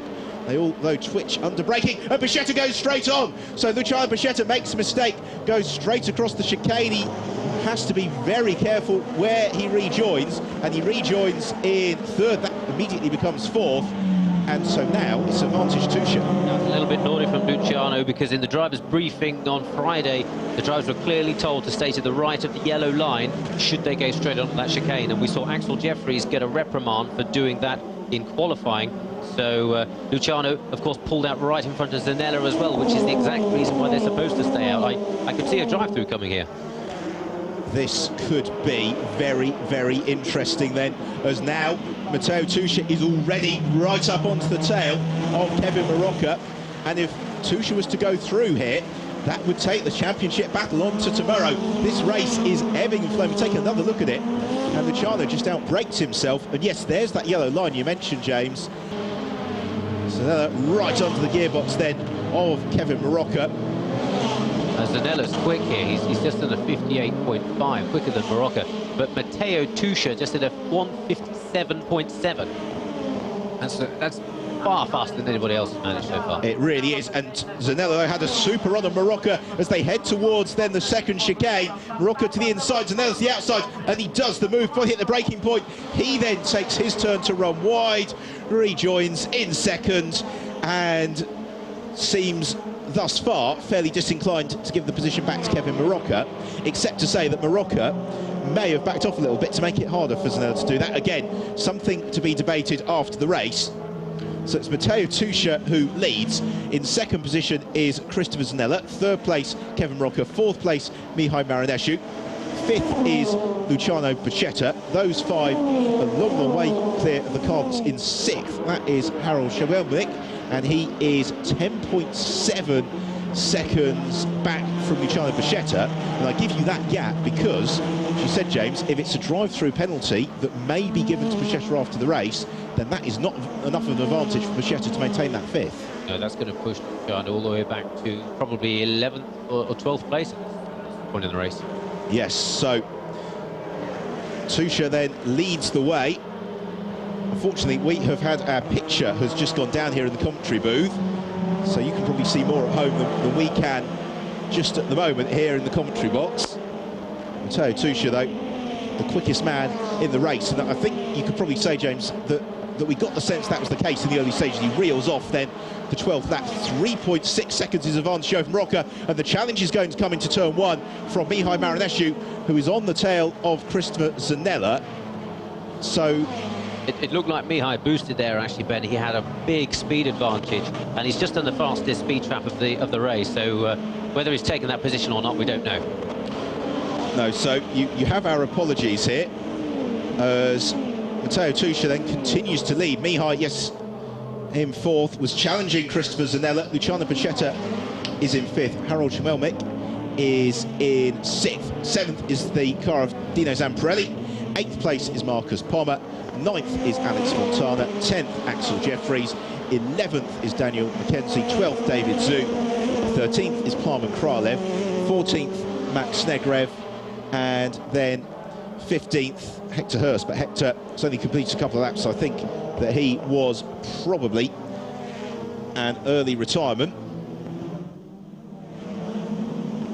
Cars out on the far side of the circuit. We are on the 13th of 21 laps, or indeed 40 minutes, whichever comes first. It's probably going to be actually fairly evenly run thing, whether or not this race goes to time or the number of laps.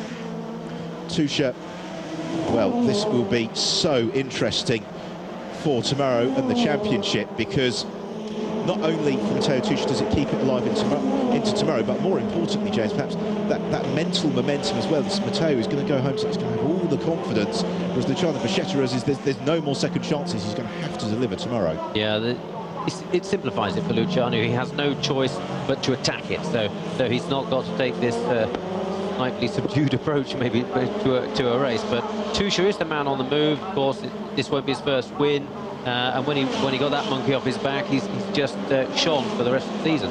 Right, we've had a very dramatic lap because Zanella's come through in second, Kevin Rocca is in third, Luciano Pescetta in fourth, and Mihai Marinescu has not as yet completed lap. Here he comes, but that car was covered in muck. You more likely than not saw what happened, but it is still Matteo Tuscia who leads, 4.8 seconds his advantage, but he has got Christopher Zanella trying to chase him down. Zanella and Rocca locked in battle, and then Luciano Pescetta as well, who is on their tail. Now this is interesting because the gap from second to fourth has come down, and as Luciano Pescetta finishes in second, title swings back in his favour. Yeah, this is just getting ridiculously exciting, isn't it, Ben? We don't know what's going to happen. We can't see what's happening either, just to add to the suspense. But as we're talking about Tuscia, he has been so consistent. He didn't take too many risks. He stayed on the track, and it's paid dividends for him because his fellow competitors have had some off. Of course, Luciano's right away in front at the moment in the points, so it's going to be very difficult to beat him. But a great debut season. We know he's good because, of course, he won the Formula Pilot China. So that's quite a quick car, but obviously nowhere near as quick as this Formula 2. And you just think with Matteo, he is a driver with such a bright future in the sport. There's a brilliant piece in the Autosport magazine about him this week, and you forget he's just 15 years old, and even by the time he hits 20, at this level of competition, 5 years or so under his belt, he really is a name to watch for the future. But for now, he keeps his interest in the 2012 FIA Formula 2 Championship very much alive. He takes the victory in the penultimate round of the season here at Monza. He takes the championship fight through to the final race of the year. Second place to make it a Swiss 1-2 is Christopher Zanella, and then third place to Kevin Rocca.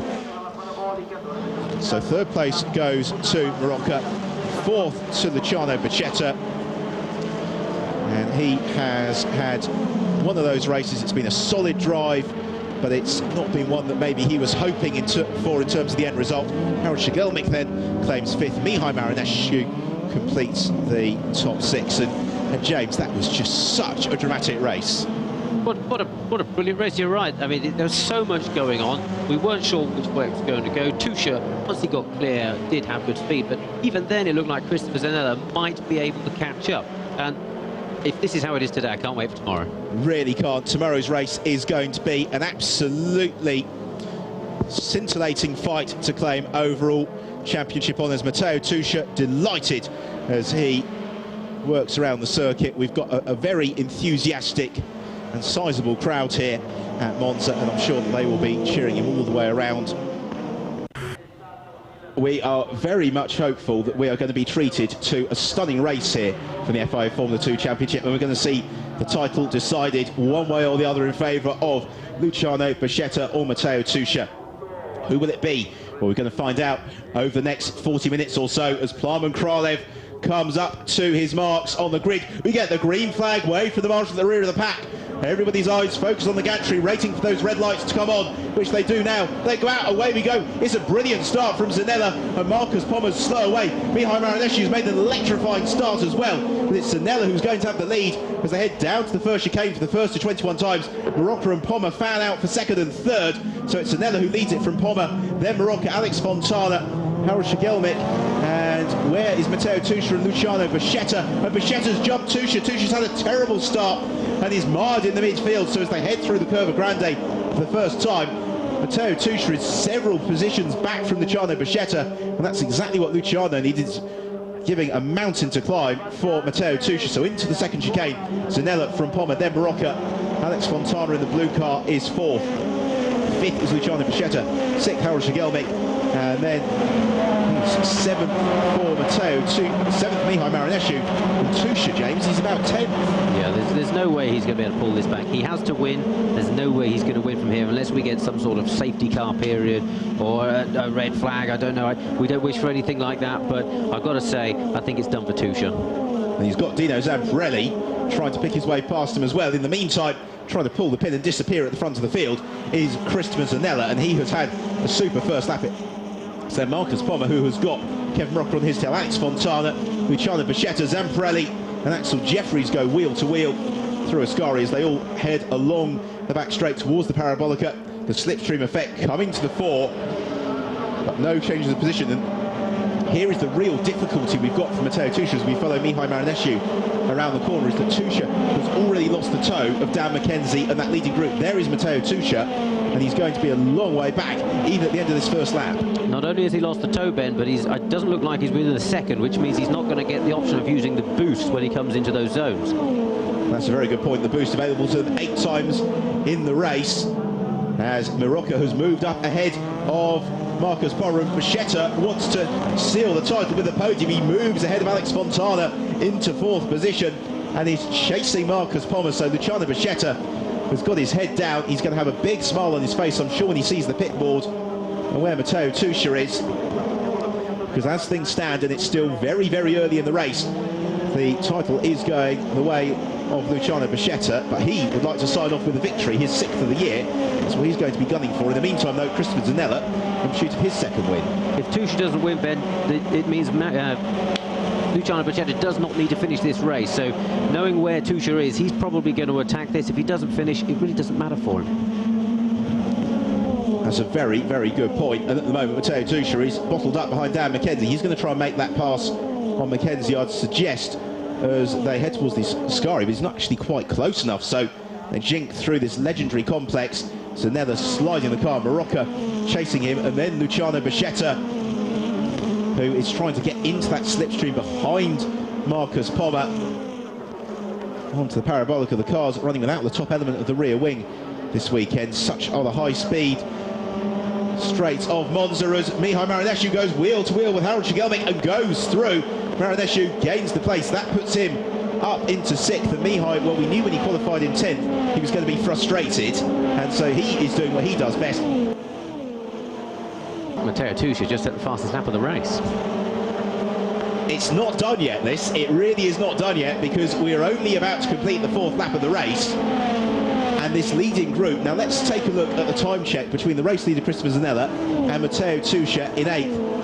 It's only 5.6 seconds. That is not an awful lot of time, particularly with the slipstream effect here at Monza. And Tuscia's going to go for another move here. He draws alongside Shigelmik, and he's going to make it stick. He does! Oh, that's brilliant from Matteo Tuscia. Around the outside of Harold Shigelmik. On the brakes, the car was weaving, but he came through, and he's up into 7th. That really was a very nice move. Shigelmik knows he's not part of this championship. He was a little bit kind, I think, to Matteo there. He didn't make it too difficult for him. Oh, Marcus Pommer's got a puncture. The tyre delaminates at the rear of the car, and Pommer does very well to keep that car under some semblance of control. And that is very, very rare in this championship to see one of the tyres failing. I can only surmise maybe he caught the sharp edge of a curb, because that's the way the tyre seems to have come from its rim. And he's now got a long way back around the track and just suddenly let go under braking. He did a great job of keeping hold of that car and not putting in the barrier. Did an absolutely superb job. So what does that mean? It means Luciano Bicetta, as we see it again, and that's a quick place for that to happen as well for Marcus Pommer. And that's a real pity for him, because he was looking to sign off the season with a victory. He's been so quick this year, but there have been times, if he had, it wasn't for bad luck, he'd had no luck at all. Well, absolutely. But Marcus Pommer's one of those that, if he was to do this again next year, you could see him winning the championship. Just like, if he doesn't now, Matteo Tuscia would be a fantastic favourite. Dino Zamparelli on Dan McKenzie into the Parabolica. McKenzie repays the compliment, though, on the way out. And yes, I completely agree. Marcus Pommer would be, well, you wouldn't put your house on him to win the title next year, but you'd certainly say he's a very, very good shout if he were to return. Matteo Tuscia, again, looking to do that. Alex Fontana, Mihai Marinescu and Matteo Tuscia all close up on each other on the brakes into the first chicane. So just to run down the order for you, Christopher Zanella leads the race. Kevin Rocker is 2nd. Luciano Bicetta is 3rd. And he's currently in a championship winning position. 4th is Mihai Marinescu, 5th Alex Fontana, 6th Matteo Tuscia, 7th Harold Shigelmik, 8th is Dan McKenzie, 9th Dino Zamparelli, Axel Jeffries. It is who completes the top 10. And some of these drivers are really testing the stopping distance of these cars, the absolute limit. Alex Fontana so late on the brakes into the second chicane. He needs to be, because Matteo Tuscia is committed here. These cars running on their carbon fibre brakes and the Yokohama tyres have fantastic stopping capabilities, as we've discussed. Because though they're running low downforce, it actually makes it very difficult to get them slowed down. You don't have anywhere near the sort of stopping power you would at another circuit. And Pommer there going out is a mixed blessing for Tuscia, because whilst it's one car he's gone past, he needs that car behind him to put a space between himself and Paqueta if he can get ahead. And at the moment, Zanella is just stretching his advantage out at the head of the field here. He's still 5 seconds ahead of Matteo Tuscia. So as Tuscia gains the places, he's not actually gaining ground on the race leader, Christopher Zanella. Dino Zamprelli, take 2, Daniel McKenzie out of the Parabolica. And unfortunately, it is the same result for Dino, although he's right up on the tail of Dan McKenzie as they sprint along the start-finish straight. Dino back this weekend by Custom Watches, who are giving him a lot of support. They'll be cheering their man on. He's hitting the brakes into the first chicane. Then Alex Fontana, who's got Matteo Tuscia all over his tail, and Tuscia is anxious to fight his way through, but can he do it? He looks the inside of the Curva Grande. That's astonishingly brave, and he draws alongside Alex Fontana. They come out, and it's going to be a drag race to the chicane, which is being won by Fontana at the moment, and no way through yet for Tuscia, but Fontana outbrakes himself, runs wide. Matteo Tuscia gains another place and moves up into 5th. We've just seen Marcus Pommer go back out the pits. He's had a wheel change, but it took him so long to get back round to the pits that the race is obviously over him for now. Yeah, real shame for Marcus Pommer. He now runs in 15th as a result. He's got a lot of ground to catch up to Plamen Kralev, who's in 13th. Christopher Zanella just a couple of miles from his second victory of the season. Now, are we seeing a move for 3rd? Yes, we did. Mihai Marinescu was right on the tail of Paqueta. Oh, come on, Mihai. Let's keep it clean. What we don't want is to see a tangle. It'd be such a sad way to end the season, but Paqueta is going to have his defensive foot on here, because Mihai Marinescu determined to finish the season on the podium, and he thinks about a move into the chicane. He brakes very, very late, but he just wasn't quite close enough, and it's enabling Morocco to make good his escape in 2nd. But Marinescu is in pursuit here of Luciano Paqueta. Marinescu, you see how close he was to his gearbox, so went through the chicane. But again, Mihai could get a good run out of Ascari. Well, that could be the opening for him. They come out at Lesmo and power towards Ascari now, and Paqueta has to consult his rear view mirrors. Zanella hits Ascari for the final time. He has got this race almost certainly sewn up, barring some tremendous misfortune. He comes along the back straight for the final time. Morocco in 2nd, and Tuscia runs very wide at Ascari. He is on the limit, so we've got 3 of them still fighting for 3rd as we follow Christopher Zanella around the Parabolica for the final time. I think we could see a bit of a sort out maybe for 3rd, so it's going to be a 2nd win of the year and victory in the final round of the season for Christopher Zanella. 2nd place goes to Morocco, but what about 3rd? It is going to go to the 2012 FIA Formula 2 champion, Luciano Paqueta. He has done a superb job today. He claims 3rd, 4th goes to Mihai Marinescu, and 5th to Matteo Tuscia, with Alex Fontana completing the top 6. Then Dino Zamprelli 7th, Axel Jeffries in 8th, Harry Shigelmic in 9th, Dan McKenzie rounds out the top 10, with then David Zhu 11th, seeing off Max Negrev and Plamen Kralev. Just utter jubilation in the cockpit for Luciano Paqueta. He has done what is something that is very, very hard to do in motorsport, winning an FIA championship, but also leading it from the front all the way through the season. He won the first race of the year at Silverstone. He followed that up with 3 more wins at Silverstone, and then a double at Ricard, Portimao rather, as Zanella then claims victory, his 2nd win of the year, from Kevin Morocco, from Paqueta, who did steal from Mihai Marinescu, and Matteo Tuscia at the line. Tuscia gave it his very best shot today, but that poor start, unfortunately, really harmed his chances. So let's have a look at the final championship standings, and it is the title for Luciano Buscetta. Second place to Matteo Tuscia. Christopher Zanella seals third. Luciano's dad, all smiles as the Com Royals car claims the FIA Formula 2 title. Christopher Zanella so busy celebrating, he didn't even consider making his way around the chicane. That's why he celebrates with some donuts.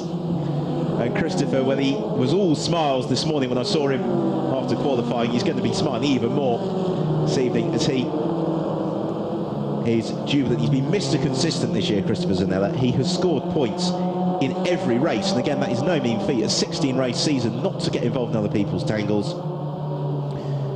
And he seals third in the championship. Luciano Buscetta then, a very worthy champion. He's led it from the front all year. He has had 5 race victories, which is more than anybody else has been able to achieve. Second in the standings goes to Matteo Tuscia, and like Luciano Buscetta, what a bright future.